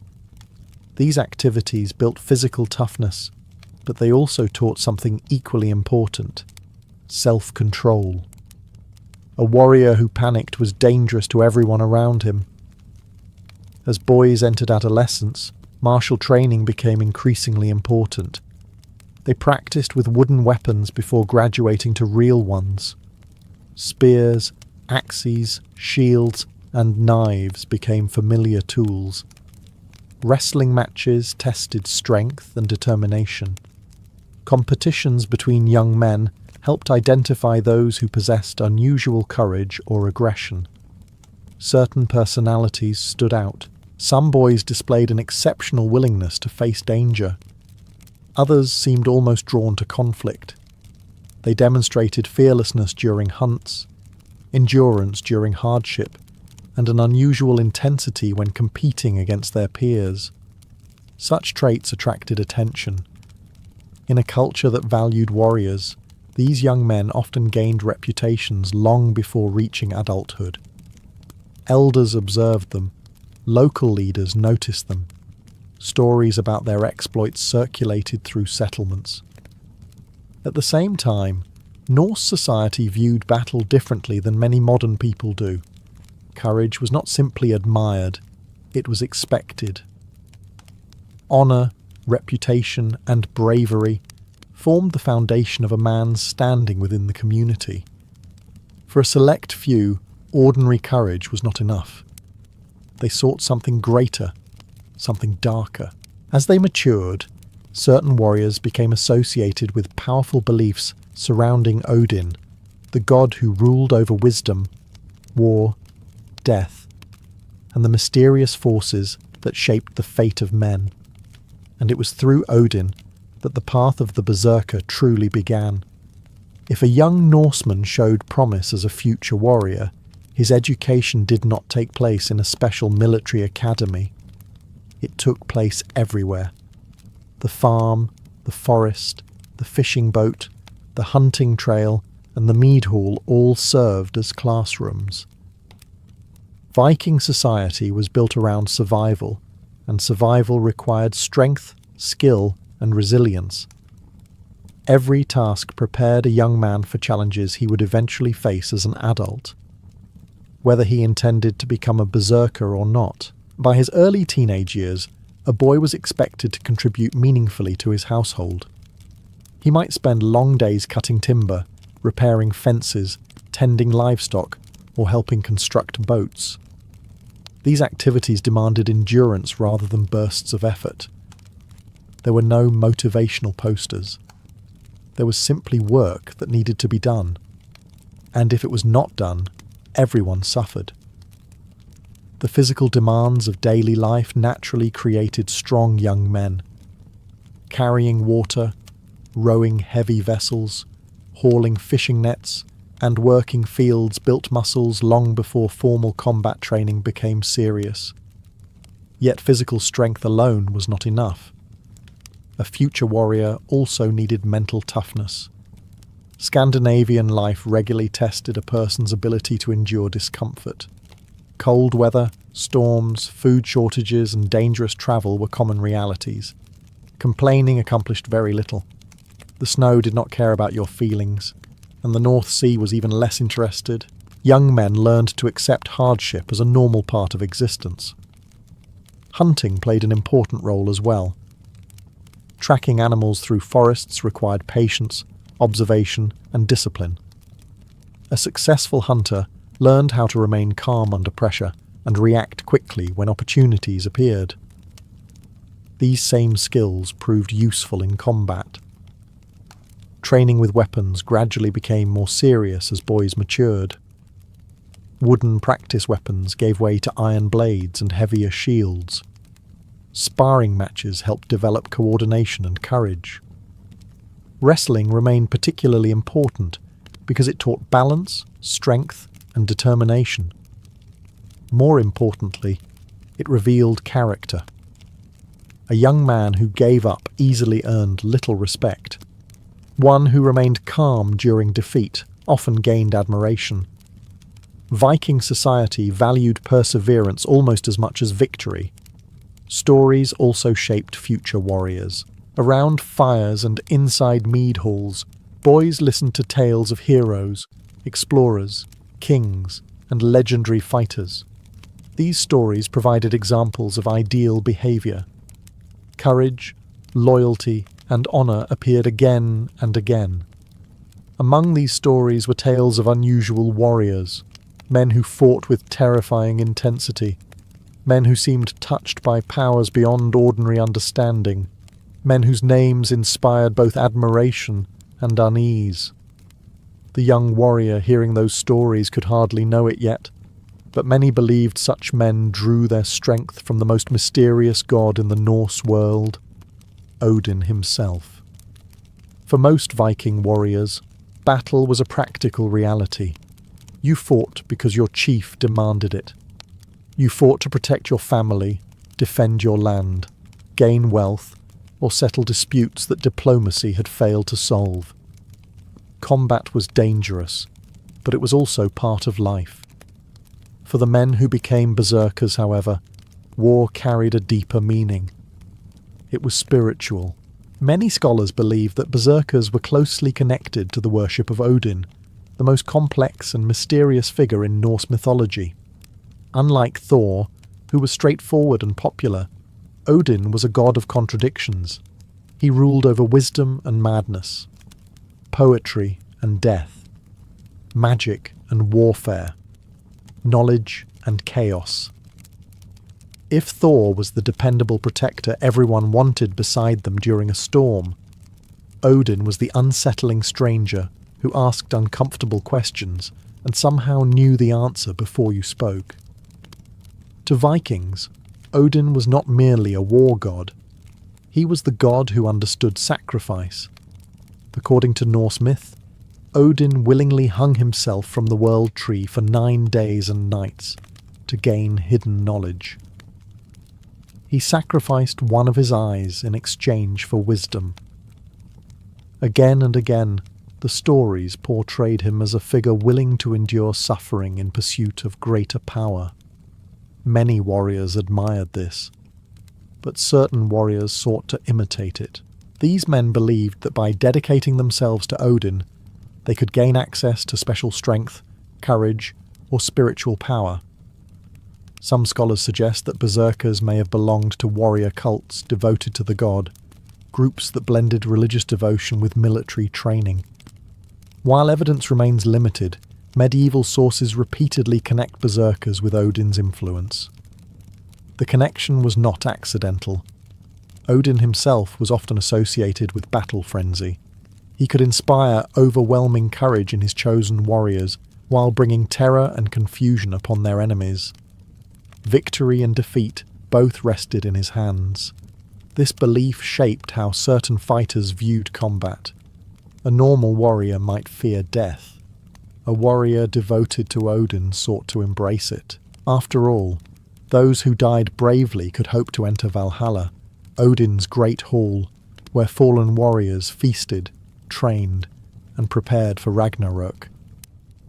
For a young man raised on such stories, death in battle could appear less frightening than dying peacefully in bed. A peaceful death offered comfort. A glorious death offered immortality. As a result, warriors associated with Odin often cultivated fearlessness to an extreme degree. They trained themselves to ignore pain, suppress hesitation, and confront danger head-on. But devotion alone did not create a berserker. To truly become one, a warrior had to undergo rituals and transformations that blurred the line between man, beast, and legend. A berserker was not simply a warrior who fought aggressively. Viking society already had plenty of those. The men described in sagas and later chronicles stood apart because they appeared transformed. Witnesses spoke of fighters who seemed to abandon ordinary human behavior in battle, entering a state somewhere between religious ecstasy, animal fury, and absolute fearlessness. How exactly this transformation occurred remains one of history's great mysteries. The Vikings left no instruction manual titled How to Become a Berserker in 7 Easy Steps.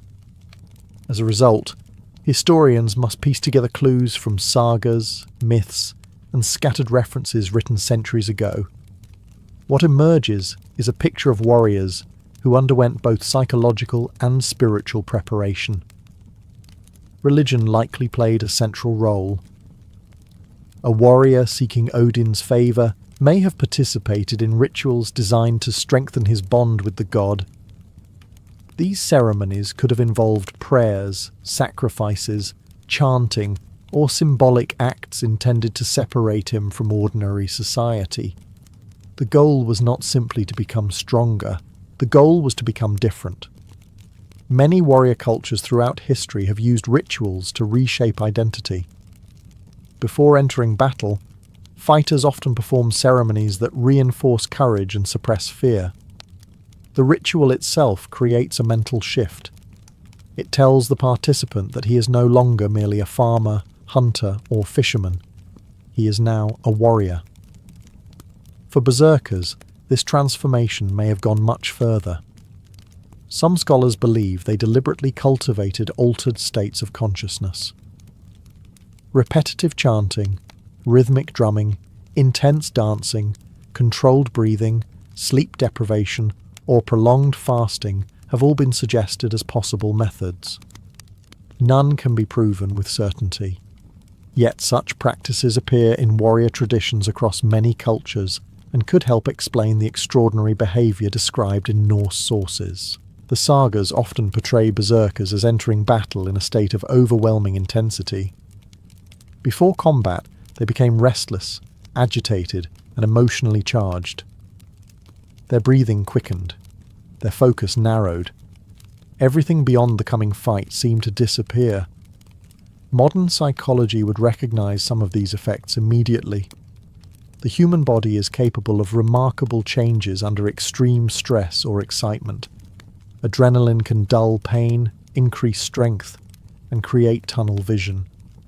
Fear can vanish beneath a wave of focused aggression. To Viking observers, however, something more profound was occurring. They believed the warrior was being touched by forces beyond the ordinary world. A man was becoming something else. And nowhere was this transformation more visible than in the animals with which berserkers chose to identify: the mighty bear and the feared wolf, creatures whose spirits they hoped to carry into battle. The transformation of a berserker did not end with rituals. It was also reflected in appearance. Throughout the Norse world, animals carried powerful symbolic meaning. They were not simply creatures that lived in forests or hunted across mountains. They represented qualities that humans admired, feared, and sometimes hoped to possess themselves. For berserkers, two animals stood above all others: the bear and the wolf. The very word berserker may come from a term meaning bear shirt, referring to warriors who wore bear skins into battle. Other elite fighters, known as ulfhednar, were associated with wolves and reportedly wore wolf pelts instead. To modern eyes, this might seem like unusual fashion. To the Vikings, it carried profound significance. The bear was one of the most powerful animals known in Scandinavia. Large, intelligent, and immensely strong, it commanded respect wherever it roamed. A cornered bear could be terrifyingly dangerous. It fought with relentless determination and seemed almost impossible to intimidate. These were exactly the qualities a warrior wanted to project. The wolf represented something different. Where bears symbolized raw strength, wolves embodied cunning, endurance, and coordinated aggression. Wolves hunted in packs, pursued prey over long distances, and struck with deadly efficiency when opportunities appeared. Both animals occupied an important place within Norse mythology. Odin himself maintained strong associations with wolves. His companions Geri and Freki accompanied him throughout the myths. Wolves also appeared repeatedly in stories involving fate, battle, and destruction. By wearing animal skins, berserkers may have been doing more than displaying trophies. They may have been symbolically adopting the characteristics of these creatures. In many ancient cultures, warriors believed that animal spirits could lend strength, courage, or protection. The boundary between human and beast was often viewed differently than it is today. Through ritual, costume, and belief, a warrior could attempt to take on the qualities of a powerful predator. The skin became more than clothing. It became part of an identity. Imagine facing such a warrior on the battlefield. A man draped in the hide of a bear, shouting battle cries, showing little concern for danger, and advancing with apparent fearlessness. Whether or not supernatural forces were involved almost became irrelevant. The psychological effect alone would have been significant. Fear can be a weapon. And berserkers understood that as well as anyone. By the time they entered combat, they wanted enemies to see not a man but a force of nature. Something wild, unpredictable, and dangerous. Because soon, these warriors would be expected to prove that reputation in service to kings and chieftains whose survival often depended on the courage of a select few elite fighters. By the time a berserker had earned his reputation, he was no longer simply another fighter standing in a shield wall. He had become part of an elite group. The most powerful kings and chieftains of Scandinavia surrounded themselves with professional warriors known as a herd, a personal retinue bound together by loyalty, reward, and mutual dependence. These men formed the military heart of a ruler's power. Among them, berserkers often occupied a special position, at least when they were not terrifying everyone nearby. Membership in a king's household brought significant advantages. A warrior could receive valuable gifts, weapons, fine clothing, silver, and even land. Successful service offered opportunities for wealth that ordinary farmers could rarely imagine. A king invested heavily in his best fighters. After all, when enemies appeared on the horizon, a generous gift seemed much cheaper than losing a battle. Life inside the herd revolved around discipline and readiness. Warriors trained together, travelled with their leader, attended feasts, and participated in expeditions. Some spent years accompanying their chieftain across Scandinavia and beyond. The bond between ruler and warrior was extremely important. A good king rewarded loyalty. A good warrior defended his king. If either failed in those duties, the relationship tended to end badly. Often, very badly. Berserkers brought unique value to these warrior bands. Their reputation alone could intimidate rivals. Stories of their battlefield exploits spread rapidly through Norse society. Enemies who heard that a king's force included berserkers might think twice before seeking confrontation, or at least think once. Yet their status came with enormous expectations. A berserker was expected to lead from the front.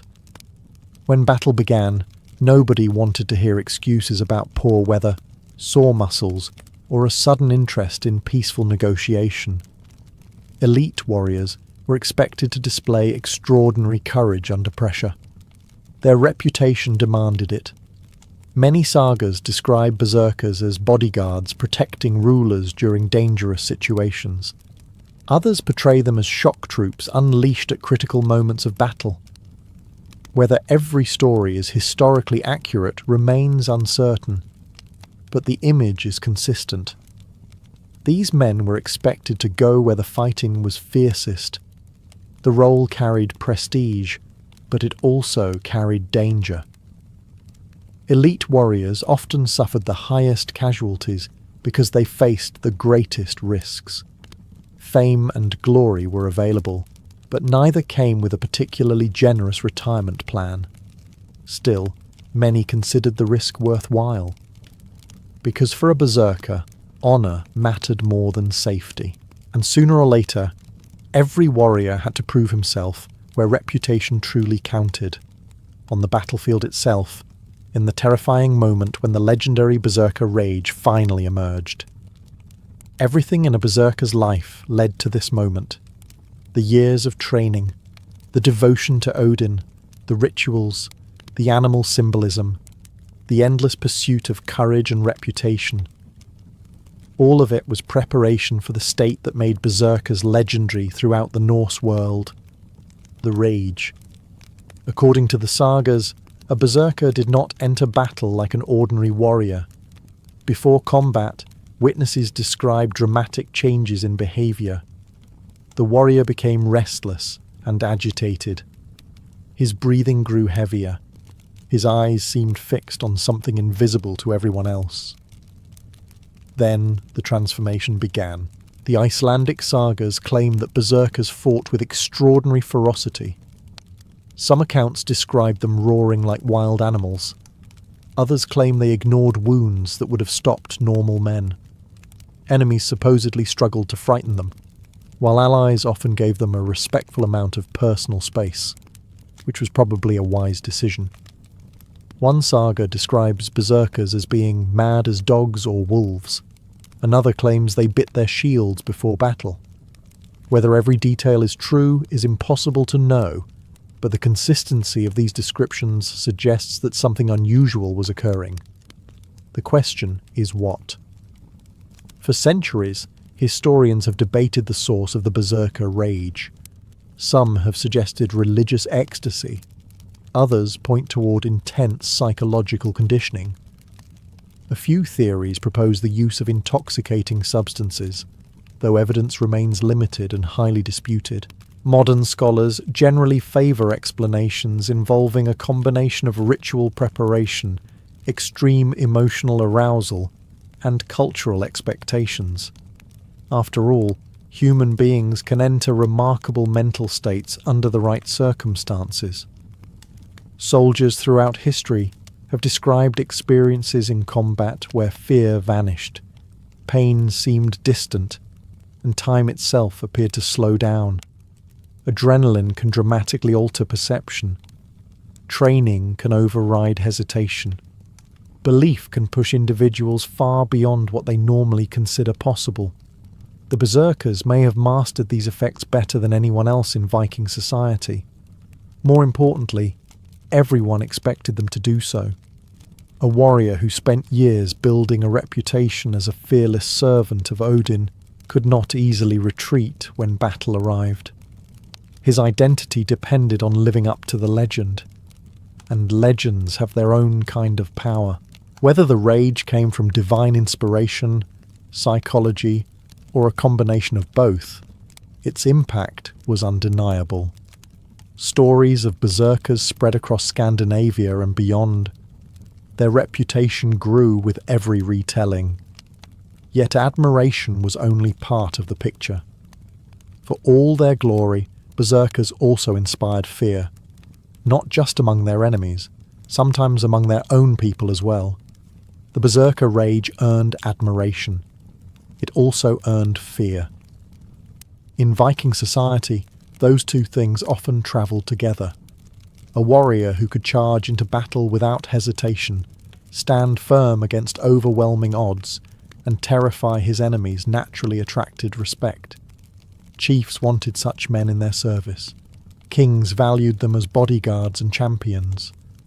Poets celebrated their exploits in stories that could survive for generations.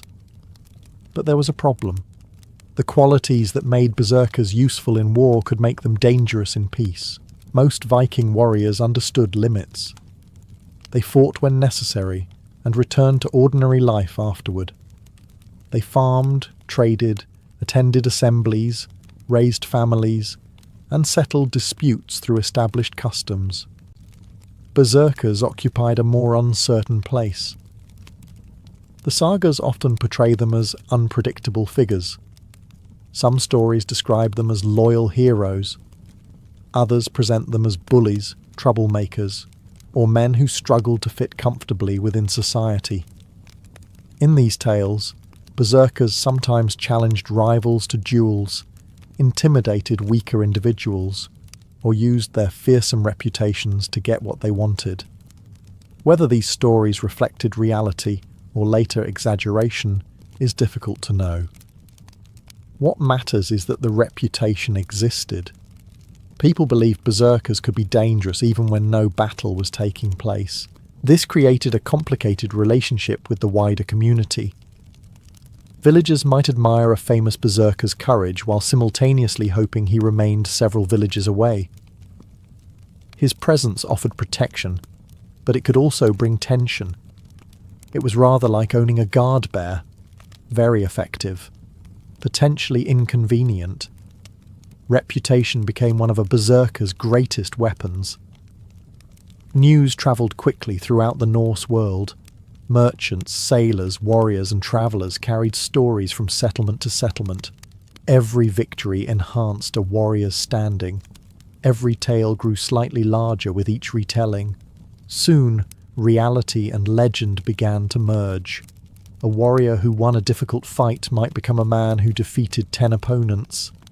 A fierce battle might become an impossible triumph against overwhelming odds. Human beings have always enjoyed improving a good story, especially after several cups of mead. As these legends spread, berserkers became larger than life. They represented the ideal of absolute fearlessness. Young warriors admired them. Enemies dreaded them. Poets immortalized them. Yet reputations, no matter how powerful, cannot last forever. Over time, Scandinavian society began to change. Kings consolidated power. Christianity spread across the north. New laws and values emerged. The world that had created the berserkers was slowly disappearing, and with it, the legendary warriors themselves would begin to fade into history, leaving behind one final question. What became of the berserkers after the Viking Age ended? For centuries, berserkers stood among the most feared warriors in northern Europe. Kings valued them, enemies dreaded them, stories celebrated them.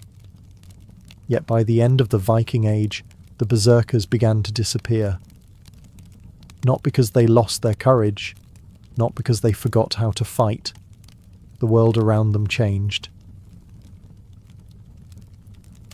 When most people imagine the witch hunts, they picture a dark village where an innocent woman is suddenly accused of flying through the night on a broomstick. The reality was far more complicated and far more frightening. The witch hunts did not begin because people suddenly lost their minds. They emerged from a world already filled with fear, uncertainty, and genuine hardship. To understand why thousands of people were accused of witchcraft, you first have to step into the lives of ordinary Europeans living between the 15th and 17th centuries. Life was difficult. A harvest could fail without warning. Disease could sweep through a town in a matter of weeks. Livestock could die. Children could become sick overnight. Storms could destroy crops that represented an entire year's work. And nobody knew why. Today we have meteorology, medicine and science to explain many disasters. Early modern Europeans had far fewer answers. When tragedy struck, people searched desperately for explanations. Human beings are remarkably uncomfortable with randomness. If a cow suddenly died, there had to be a reason. If a child became ill, there had to be a cause.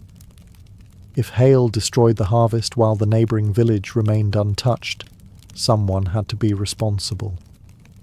The idea that bad things simply happened without purpose felt deeply unsatisfying. Religion shaped these beliefs as well. Europe was overwhelmingly Christian, and people viewed the world through a spiritual lens. God, angels, demons, miracles, and the devil were not abstract concepts. They were real forces influencing daily life. Most people believed Satan actively sought to corrupt humanity. According to religious teachings, demons could tempt, deceive, and harm the faithful. If God worked through miracles, then the devil could work through witchcraft. At least that was the fear. As religious tensions intensified during the Reformation, anxiety grew even stronger. Catholics and Protestants accused one another of spreading evil. Wars erupted. Communities divided. Trust became fragile. People grew suspicious. Neighbours watched neighbours.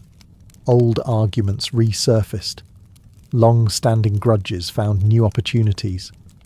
The perfect conditions for witch hunts were slowly taking shape. Ironically, many of the people most afraid of witches had never actually met one, because there were no organised groups of secret witches gathering in forests to plot the downfall of Europe. What existed instead was something far more dangerous. A population frightened by hardship, convinced that invisible evil was everywhere, and desperate to find someone to blame. Once that fear took hold, accusations became easier than evidence.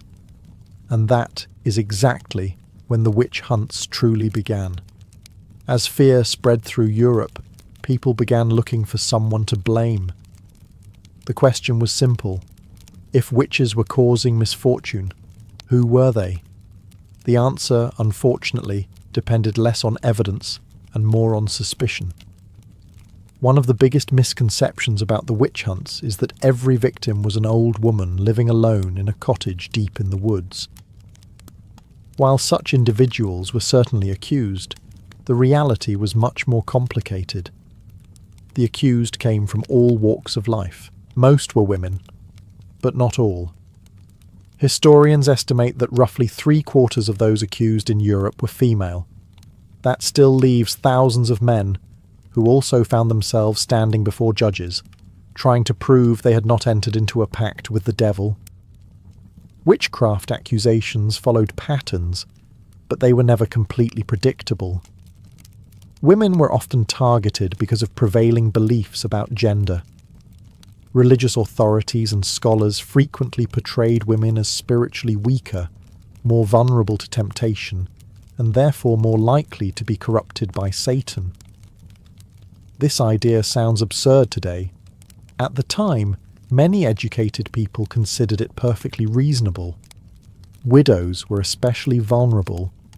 Without husbands to defend them, they often occupied uncertain social positions within their communities. Many lived alone and relied on neighbours for support.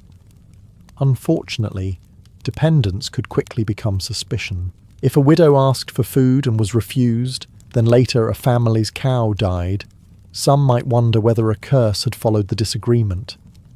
The human brain has always been exceptionally talented at connecting unrelated events. Healers and folk practitioners faced similar risks.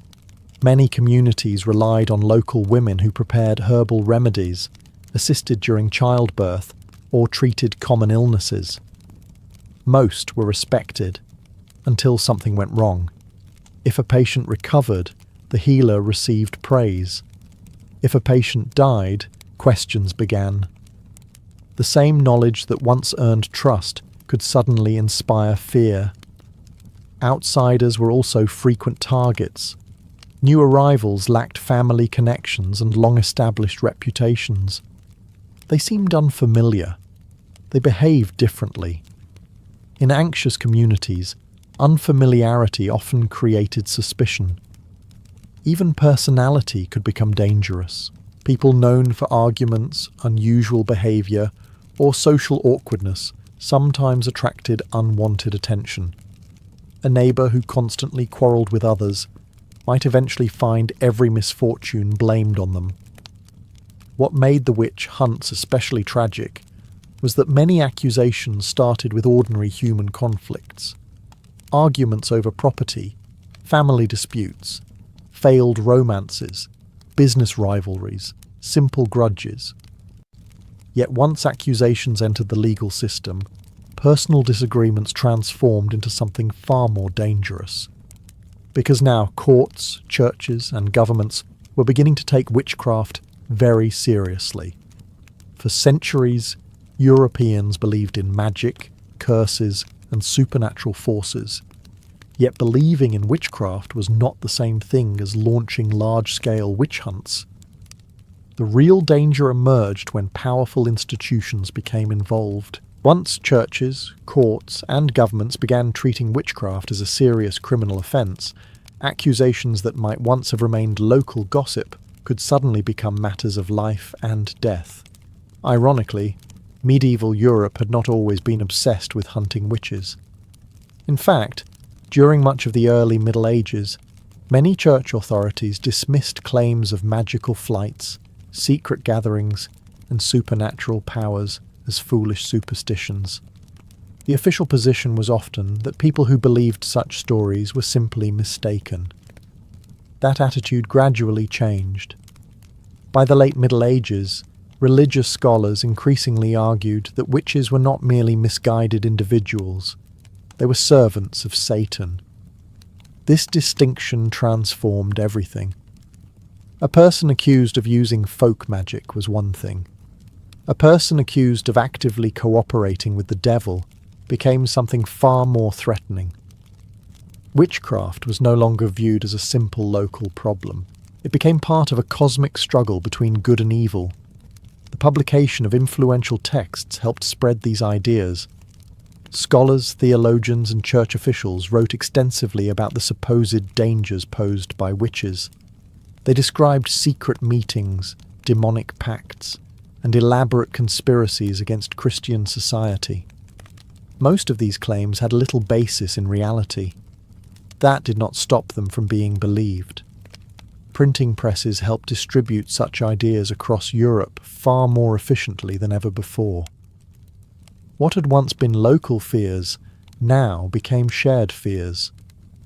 Meanwhile, governments began paying attention. Local rulers worried about maintaining order. Religious conflicts were already tearing parts of Europe apart.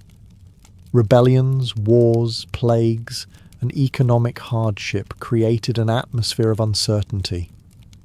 Leaders often saw witch hunting as a way to demonstrate that they were protecting their communities from hidden threats. Judges became increasingly willing to hear witchcraft cases. Laws were rewritten. Investigations expanded. Entire legal systems started treating witchcraft as a crime worthy of prosecution. This created a dangerous cycle. The more authorities searched for witches, the more accusations appeared. The more accusations appeared, the more people believed witches must truly be everywhere.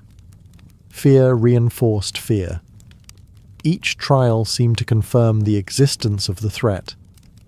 Each confession appeared to validate previous accusations. Soon, witch hunting developed a momentum of its own. What had begun as scattered suspicions between neighbours was becoming something much larger. Powerful institutions now stood behind the hunt, armed with courts, prisons, and legal authority. And once an accusation entered that system, escaping it became extraordinarily difficult. Because the process of a witch trial was often designed to find guilt rather than discover truth. Once an accusation of witchcraft was made, events could move with alarming speed. A careless remark, a dead cow, a failed harvest, an argument between neighbours. Any of these might trigger suspicion, and once suspicion became an official accusation, the accused entered a system that was often stacked heavily against them from the very beginning. Contrary to popular belief, witch trials were not identical everywhere. Europe was divided into hundreds of different jurisdictions, each with its own laws, customs, and courts. Some regions pursued witchcraft aggressively. Others remained far more skeptical. Your chances of survival often depended less on the evidence and more on where you happened to live. An unfortunate detail, if you were the accused, the process usually began when someone reported suspicious behaviour. A neighbour might claim that a curse followed an argument. A farmer might blame a failed crop on witchcraft. A family might suspect supernatural involvement after an unexpected death. To modern readers, such accusations often sound absurd. To people living at the time, they could seem entirely plausible. Once authorities became involved, investigators gathered testimony from witnesses. They interviewed neighbours, relatives, and anyone who might possess information about the accused. This was rarely good news. Human beings are excellent at remembering unusual events once they have already decided someone is guilty. Suddenly, every strange comment became suspicious. Every disagreement gained new significance. Every coincidence acquired supernatural meaning. If a woman had argued with a neighbour years earlier, and that neighbour later suffered misfortune, the story might be presented as evidence, not proof. Evidence. The distinction was important. Unfortunately, it was not always respected. Investigators often searched for physical signs supposedly associated with witchcraft. Some believed witches carried special marks placed upon them by the devil. Examinations were conducted in hopes of finding unusual scars, birthmarks, or blemishes. Since nearly every human being possesses some form of scar, mole, or imperfection, these searches often produced exactly what investigators expected to find: a remarkable coincidence. The accused were frequently imprisoned while awaiting trial. Conditions could be harsh. Isolation, fear, uncertainty, and public hostility created immense psychological pressure. Meanwhile, rumours continued spreading throughout the community. People discussed the case. Speculation grew. Witnesses came forward. Some offered genuine testimony. Others repeated gossip they had heard from someone else. The line between fact and rumour gradually blurred, and that was perhaps the greatest danger of all. Because once enough people became convinced of someone's guilt, the trial often shifted away from determining whether the accused was a witch. Instead, it focused on extracting a confession. And that is where the witch hunts entered their darkest chapter. The witch hunts reached their most dangerous stage when authorities became convinced that a confession was the ultimate proof of guilt. The problem, of course, was that people will confess to almost anything under the right circumstances. And witch hunting courts became remarkably skilled at creating those circumstances. Not every region of Europe permitted torture. Some courts were far more cautious than others. But in areas where witch hunts became particularly intense, torture often played a central role in investigations. Authorities believed that witches served the devil, and if witches served the devil, they reasoned, witches would naturally lie to protect themselves. This created a troubling situation. A denial of guilt could be interpreted as proof of innocence, or proof that the accused was lying. Guess which interpretation was usually preferred. The accused often entered prison already frightened, isolated, and uncertain of their fate. They faced judges who believed witches existed, witnesses who repeated rumours, and communities that expected convictions. Under such conditions, resisting accusations became extraordinarily difficult. Then came the interrogations. Some suspects endured endless questioning designed to expose contradictions. Others faced sleep deprivation, threats, or physical torture. European legal systems generally required confessions to secure convictions, but the methods used to obtain those confessions often ensured that one eventually appeared. Human endurance has limits. Pain has a remarkable ability to make impossible stories sound reasonable. Faced with unbearable suffering, many accused individuals admitted to crimes they had never committed. They confessed to flying through the night, attending secret gatherings, making pacts with demons, or casting curses upon neighbours. The details often reflected what interrogators expected to hear. A suspect learned quickly which answers satisfied the court. The result was a strange and tragic cycle. Authorities used confessions as evidence that witches were real. Those confessions inspired further investigations. New suspects were arrested. New confessions followed. Each case appeared to confirm the previous one. The system fed itself. False testimony also became a major problem. Children accused adults. Neighbours accused neighbours. Family members sometimes testified against relatives. Some witnesses genuinely believed what they were saying. Others acted out of fear, revenge, or self-preservation. Once accusation spread through a community, suspicion could become contagious. Nobody wanted to appear sympathetic toward a suspected witch. Doing so could attract suspicion toward yourself. Perhaps the most heartbreaking aspect of the witch hunts is that many confessions survive in written records today. Reading them, historians often see not evidence of witchcraft, but evidence of human desperation. People saying whatever they thought might end their suffering.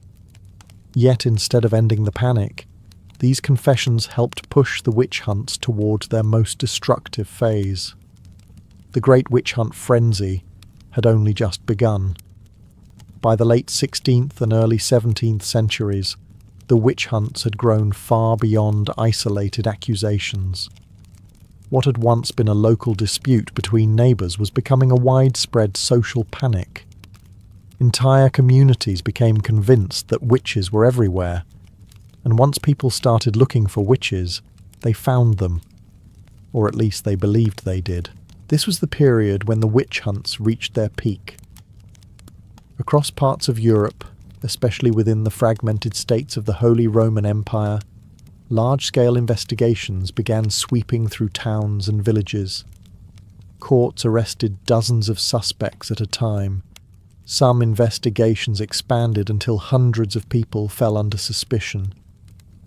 The panic often followed a familiar pattern. Authorities arrested a suspected witch. Under interrogation, the accused confessed and named accomplices. Those accomplices were arrested. They, in turn, confessed and named others. Soon the list of suspects grew faster than anyone could verify it. The process resembled a snowball rolling downhill. Every confession created new accusations. Every accusation generated new fear. Every fear encouraged further investigations. Communities became trapped inside a cycle that seemed impossible to stop. One of the most frightening aspects of these panics was how quickly social trust collapsed. Neighbours who had lived beside one another for decades suddenly became suspicious. Families worried about relatives. Friends questioned friends. The ordinary relationships that held communities together began to unravel. Imagine living in a village where any careless comment might be repeated before a magistrate, where a personal disagreement could become an accusation, where a rumour might destroy your reputation overnight. Many people learned that silence felt safer than honesty. The panic spared few social classes. Poor farmers were accused. Wealthy landowners were accused. Craftsmen, merchants, priests, and local officials all found themselves under suspicion in certain regions. Once fear gained momentum, social status offered no guaranteed protection. In some places, entire networks of imaginary witches emerged through forced confessions. Authorities became convinced they had uncovered vast conspiracies stretching across multiple towns and villages. The irony was devastating. The more investigators searched for evidence of organised witchcraft, the more they created the illusion that such organisations existed. Confessions produced names. Names produced arrests. Arrests produced more confessions. The cycle continued. Yet even at the height of the panic, not everyone accepted these claims. Some judges, scholars, and religious leaders began expressing doubts. They noticed contradictions. They questioned the reliability of confessions. They wondered whether innocent people were being condemned. At first, those voices remained a minority. But over time, skepticism would grow stronger, and eventually, it would help bring one of history's most tragic panics to an end. For more than a century, the witch hunts seemed unstoppable. Thousands had been accused. Thousands had confessed. Thousands had died. And yet, by the late 17th century, something remarkable began to happen. People started asking questions. Not questions about witches, questions about the witch hunts themselves. The change did not occur overnight. There was no single moment when Europe collectively decided it had made a terrible mistake.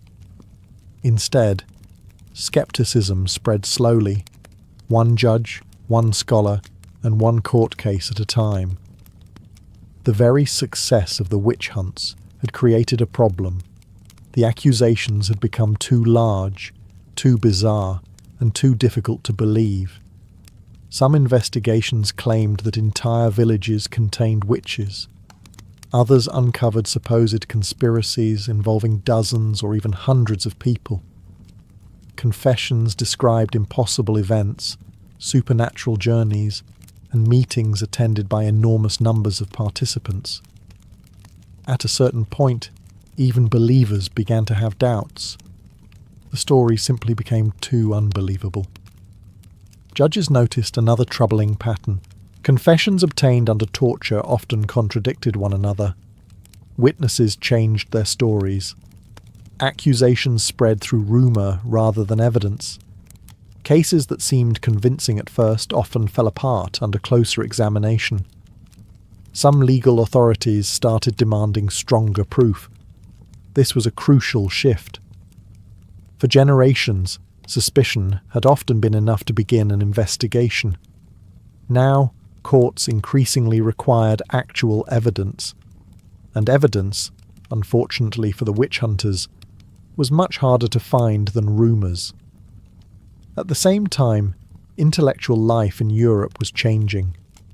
The scientific revolution encouraged people to seek natural explanations for events that previous generations might have attributed to supernatural causes. Scholars studied astronomy, medicine, physics, and biology with growing confidence. A failed harvest no longer required a witch. A disease outbreak no longer demanded a curse. Nature itself could provide explanations. Religious leaders also became more cautious. Some clergy worried that innocent people were being condemned. Others feared that excessive witch hunting was damaging the credibility of the church itself. Meanwhile, governments increasingly viewed large witch panics as threats to public order. Authorities who once encouraged investigations now began restricting them. Laws were revised. Standards of evidence were raised. Torture became more limited, or was abolished entirely in some regions. Without torture, mass confessions became much rarer. Without confessions, large-scale witch hunts struggled to sustain themselves. Gradually, the panic faded. Not because people stopped believing in magic overnight, but because more and more people realized that fear was a poor substitute for evidence. And once that realization spread, one of history's darkest chapters slowly came to a close. When people think about the witch hunts today, they often imagine a simple story. Ignorant people believed in witches. Innocent victims suffered. Eventually, reason prevailed. While there is some truth in that summary, history reveals a far more complex and unsettling reality. The witch hunts were not driven solely by ignorance. Many of the judges, scholars, priests, and government officials involved were educated by the standards of their time. They could read Latin, study theology, debate legal theory, and administer complex institutions. Some of them genuinely believed they were protecting society. That is one of the most uncomfortable lessons history offers. Terrible injustices are not always committed by obviously evil people. Sometimes they are carried out by ordinary individuals convinced they are doing the right thing. Modern historians have spent decades studying surviving court records, letters, and legal documents. These sources reveal that the witch hunts varied enormously from place to place. Some regions experienced devastating waves of accusations. Others saw very few trials. Some judges aggressively pursued suspects. Others actively resisted panic and dismissed weak cases. Human decisions mattered. The witch hunts were not inevitable. Historians have also challenged many popular myths. Contrary to popular belief, most executions for witchcraft did not occur during the Middle Ages. The largest witch hunts happened during the early modern period, particularly between the 16th and 17th centuries. Likewise, not every victim was a healer, midwife, or wise woman. Many were ordinary people caught in extraordinary circumstances. Some were targeted because they were outsiders, others because they were unpopular. Still, others simply found themselves trapped in communities overwhelmed by fear. Perhaps the most important discovery is that witch hunts tell us less about witches and more about people. They reveal how fear spreads, how rumours grow, how communities react during times of uncertainty, how easily suspicion can replace evidence. The victims themselves came from different backgrounds, religions, and social classes, but they shared one tragic characteristic. They lived in societies that became convinced a hidden threat existed, and once that belief took hold, facts struggled to compete with fear. That lesson remains relevant today. Technology has changed. Governments have changed. The world has changed. Human nature has not changed nearly as much as we sometimes like to believe. The witch hunts remind us that fear can be contagious, that certainty can be dangerous, and that extraordinary claims require extraordinary evidence. Most importantly, they remind us of the cost when societies stop asking difficult questions and start accepting accusations without proof. The witch hunts ended centuries ago. The prisons are gone. The trials are over. The execution sites have long since fallen silent. Yet the legacy of the witch hunts remains surprisingly powerful.